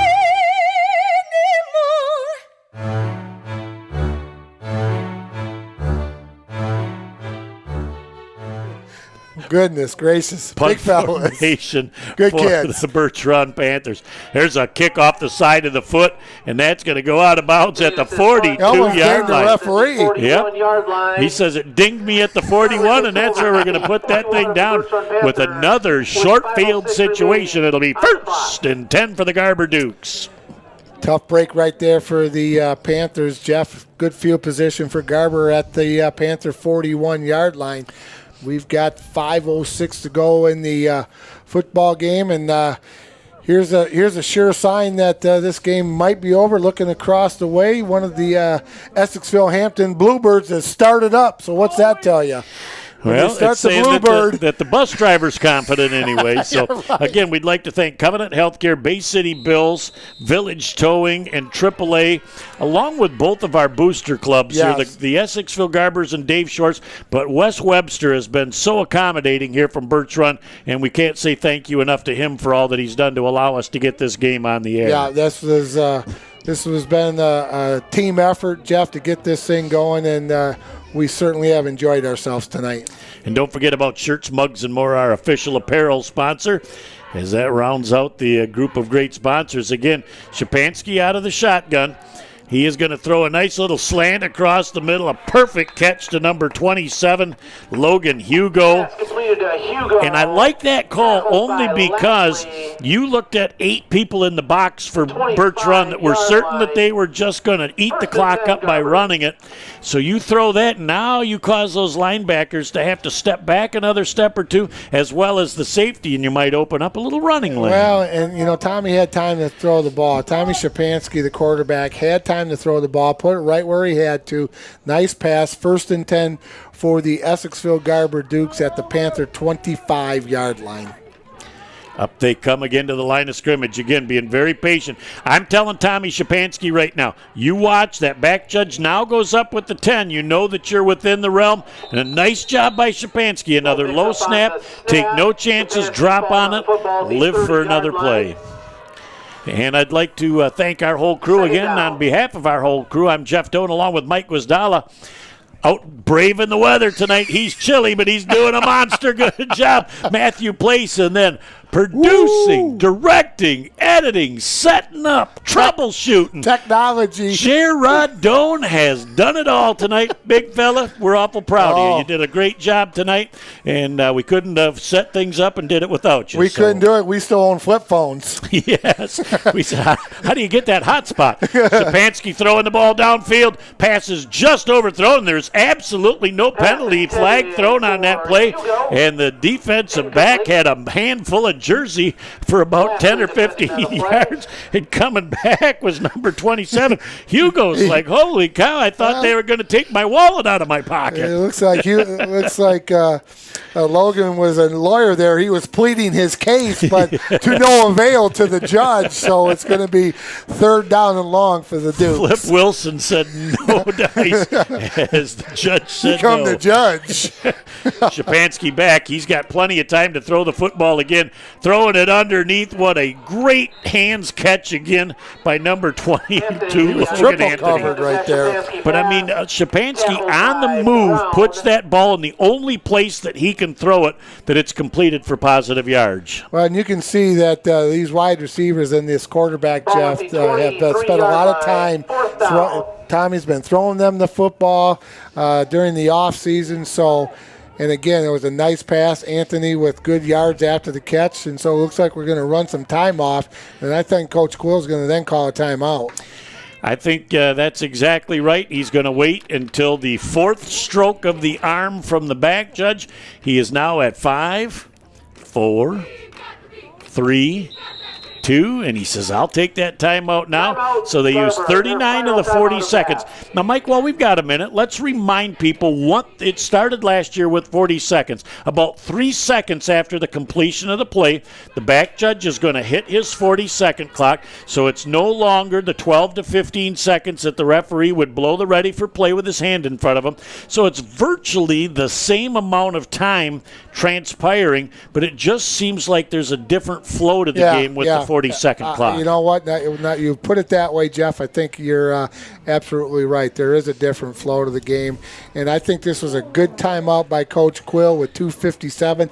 He ran that thing under the 3-minute mark. That's a big mark right there. So he's talking to the kids, if we get the first down, great. If we don't, we've got them deep in their own territory, and that's okay. Let's not do anything foolish. Let's get out of here. Let's get on the Bluebirds, and let's go back to Essexville and celebrate. That's Coach Cole Quillard. Oh, I worked on it all week long.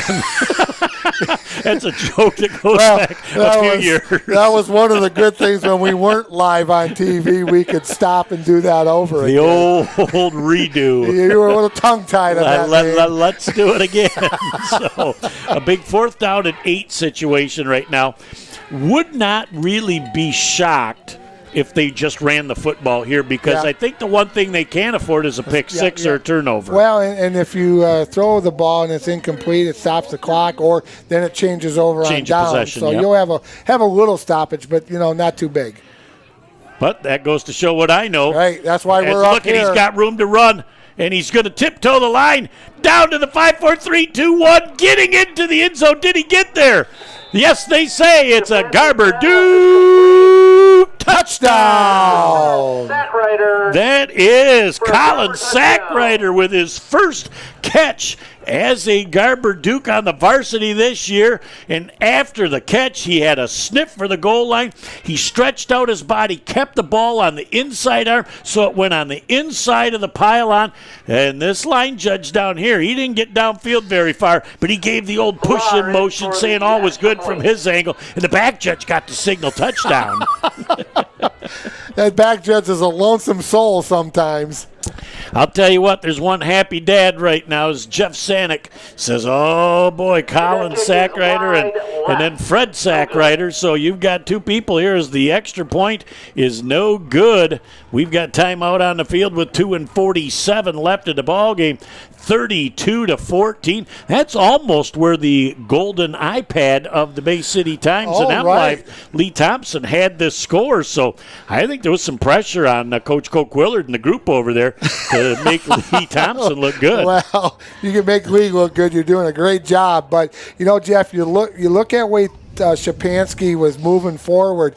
He had that sixth sense. He knew where the line of scrimmage was. The defensive back left a wide receiver from Garber, and Shapansky knew right where he had to throw the football, didn't cross the line, floated it out to the receiver, and did a nice job. When you're a quarterback, you have that sixth sense. You kind of know where that line of scrimmage is, and you can throw the ball before you go over that. To make your first catch on varsity a touchdown is an experience that you certainly will not forget. But again, I am just so impressed with his presence of knowing where he was at on the field and what he had to do. He knew he had the first down, but he didn't have first down on his mind. He had 6 on his mind, and you have to put the ball in the right hand to know that as you're diving forward, it goes on the inside of the pylon, and he did it el perfecto. Well, and there's another one of those good junior football players, Jeff. He was Colin Sackrider. So nice job by Colin in getting that touchdown for the Dukes. Again, a return for the Birch Run Panthers from about their own 15-yard line. Trying to come to the near side of the field with a seam. Holding on for dear life. And the ball's down on the ground. And I think that they're going to say he's down at the 47-yard line. Very, very lucky that ball was not a turnover, but Potts comes out, and he was hanging on for dear life, and he's like, hey, where's the rest of the cavalry here? I'm trying to bring this big fella down, but Potts really took a great angle and slowed him down enough that the rest of the return team would come and help out. That would have been a Don Meredith. The Garber Dukes would have got that one. It would have been, turn out the lights, the party's over. Oh, that threesome on Monday Night Football was extraordinaire. Yes, they were. Back to throw is Torres. He's trying to get rid of the ball. And again, great undercutting of that pass route by Davis. Ball's incomplete. That's number 54, Lazarus. For the Garber. He's had a nice football game tonight, Jeff. And I love the fact that he jumped in front of that and made certain that was not going to be complete. As soon as it ends, no gathering to greet the players. Oh, as you they can't leave greet the field. players. MHSA says you got to leave the field promptly. Well, we got to tear down the equipment. We'll be here at least a few minutes, but the traffic will be gone. Yes. Quick pass for Torres on the outside. Look at Good Potts tackle. out there. Absolutely squared up the shoulders, textbook, made the receiver make the first move, and he just engulfed him up in the open field with a great tackle. He broke that down perfectly, Jeff. Nice open field tackle. You know what? And that's what you do in practice on a daily basis. You get good technique, and that was good techniques by that young man. Torres still trying to fling that ball around, but it's 3rd down and 10 with 2 minutes left in the ball game. Trying to come, and he ran right around Van Sumeren and a quick flip to the outside. Alex Van Sumeren just blew that play up all by himself. Incomplete pass. Jeff stops the clock. We're under 2 minutes, $1:53. And it looks like the Essexville Garber Dukes is going to start the 2020 season with a big win here on the road at Birch Run. So, you know what? Anytime you can go on the road and get a win, Jeff, that's a big win. Always a great way to start. Well, and with them punting the football, Garber can go victory if Birch Run decides not to call timeouts, which down that many points, I don't know why they would. So I look for Shapansky to go up under center, or Potts or somebody else coming in as a backup and just take 3 victory knees. Oh, they do the fake. And they get to midfield, and they are pounded as Alex Christie was there along with number 17, Matt Van Sumeren. Whoa. By Matt Van Sumeren. That was a stick. We could hear that one all the way up here. That one was a ouchie.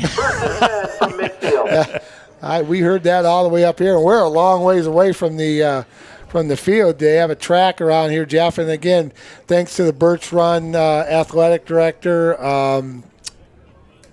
Wes Wesley. Wes Wesley, yep. And all of the fans here at Birch Run. Wes Webster, excuse me. Wes Webster. Forgive me, for Wes. their graciousness and helping us out. And they got a great football. They got great facilities over here in Birch Run. Well, and they've got great construction going on the baseball and softball field. Yep. A lot of great things happening here in Birch Run. We appreciate their help tonight. Christie's going to get his hands on the ball. He gets back to the line of scrimmage. And again, as you said, you get hit behind the line of scrimmage, you fall forward for a gain of 2. That's +3 in my eyes. Yeah, that was a nice run right there, Jeff. And we're at $1:33 and counting. So, you know what? A good effort by the Birch Run Panthers for probably 2.5, 2.25 quarters. But overall, the Garber Dukes just a little bit better tonight, and they're going to come away with a big win tonight here in Birch Run. But, boy, the Panthers played really well. So I believe that what they found is that Birch Run was not going to call a timeout. So I think that they are going to go to the point where they're going to be down to the last 5 seconds, and they're going to hike the ball with 1 second left and drop to a knee. Very, very well executed by a junior quarterback in his first game. You've got to have that awareness to say, game score situation. I know in this situation I need to use 39 seconds of the clock. My eyes are fixed not on the sideline, not on my teammates. The back judge gets my undivided attention. And that's worked on at practice, Jeff, and they talk about it when they're having their quarterback sessions and stuff like that. So that's a nice job by Tommy Shapansky, and the Garber Dukes, and Coach Quill prepping that young man for tonight's game and his first start as a varsity quarterback. There won't need to be another snap in this ball game as the clock rolls down to 15 seconds right now. As the players have great mutual respect for each other. It's like, hey, thanks, man. It was a pleasure hitting somebody with a white jersey on for a change or instead of my teammates. So, ooh, that's all there is. There isn't any more. The final score of the ball game: 32 for the Garber Dukes and 14 for the Birch Run Panthers. We're going to stay right here and put the wraps on this game as Mike. The difference in this ball game, even though the score didn't indicate it after the third quarter, was the Essexville Garber Dukes spent the entire third quarter virtually on offense. Yeah, and I think they kind of wore down the Panthers tonight, Jeff. Panthers had a great effort for the 2.25 quarters here in this football game, but Garber came out in that third quarter, did some nice things, but this is a good win for Essexville. You go on the road in a conference like this and you get a win. That's tough to do in any conference. I don't care where you're at, but winning on the road is good, and a great start for the Garber Dukes, and some good things for the Birch Run Panthers to build on. Well, I think the player that improved the most from start to finish is Tommy Shapansky. Yeah. I really think that the first 2-3 series he was just a little too amped up, and then he overthrew some balls, which is a sign of adrenaline. But boy, in the second half, when he really needed to put balls on the dot, he made it happen. He moved the sticks, and that really made the Garber offense two-dimensional. Well, and one of the things I'm sure that happened was, Jeff, his wide receivers came up and said, hey, man, we're good. Don't worry about it. We'll catch it. You get it to us. You get it near us. We're going to throw it, and gave him a little pat on the backside and said, hey, don't worry about it. And those are the type of things that teammates do for you. They pick you up, and if you can't do it, somebody else is going to do it for you. But he had a great second half, and like I keep saying, but this is a big win for Essexville. 1-0 on the road. Nice win for Coach Quill, his staff, and the kids. Hugo and Yak both had big nights as wide receivers, too. Sorry, brother. You got a new nickname. When I was a kid and you were called Yak, that was because you were regurgitating. This young man knows how to make yards happen after the catch. Yeah, Logan Anthony had a nice game from that slot position, Jeff. Hugo had a nice game, and the running backs also had a nice game. Christie played very well, did a nice job for the Garber Dukes. The offensive line did a nice job. And you know what? Defensively, go back to that part when the Dukes didn't put it in, but the Garber Dukes held on that safety right there. That was a big score. That made it 12-7, and that kind of kick-started the Essexville Garber Dukes. Again, I was very impressed. I read the clippings on Birch Run. Many people thought that this was going to be a rebuilding year, but frankly, if I'm the Birch Run staff looking at the effort my kids put forth until late in the game when they look like they got a little bit wore down, they're going to be a much better team than people had anticipated this year. I wouldn't take them lightly. I think Khalil Brown is an outstanding running back, and Jason Torres, the quarterback for Birch Run, had a really nice game, led the team very well. So I was impressed with their efforts tonight.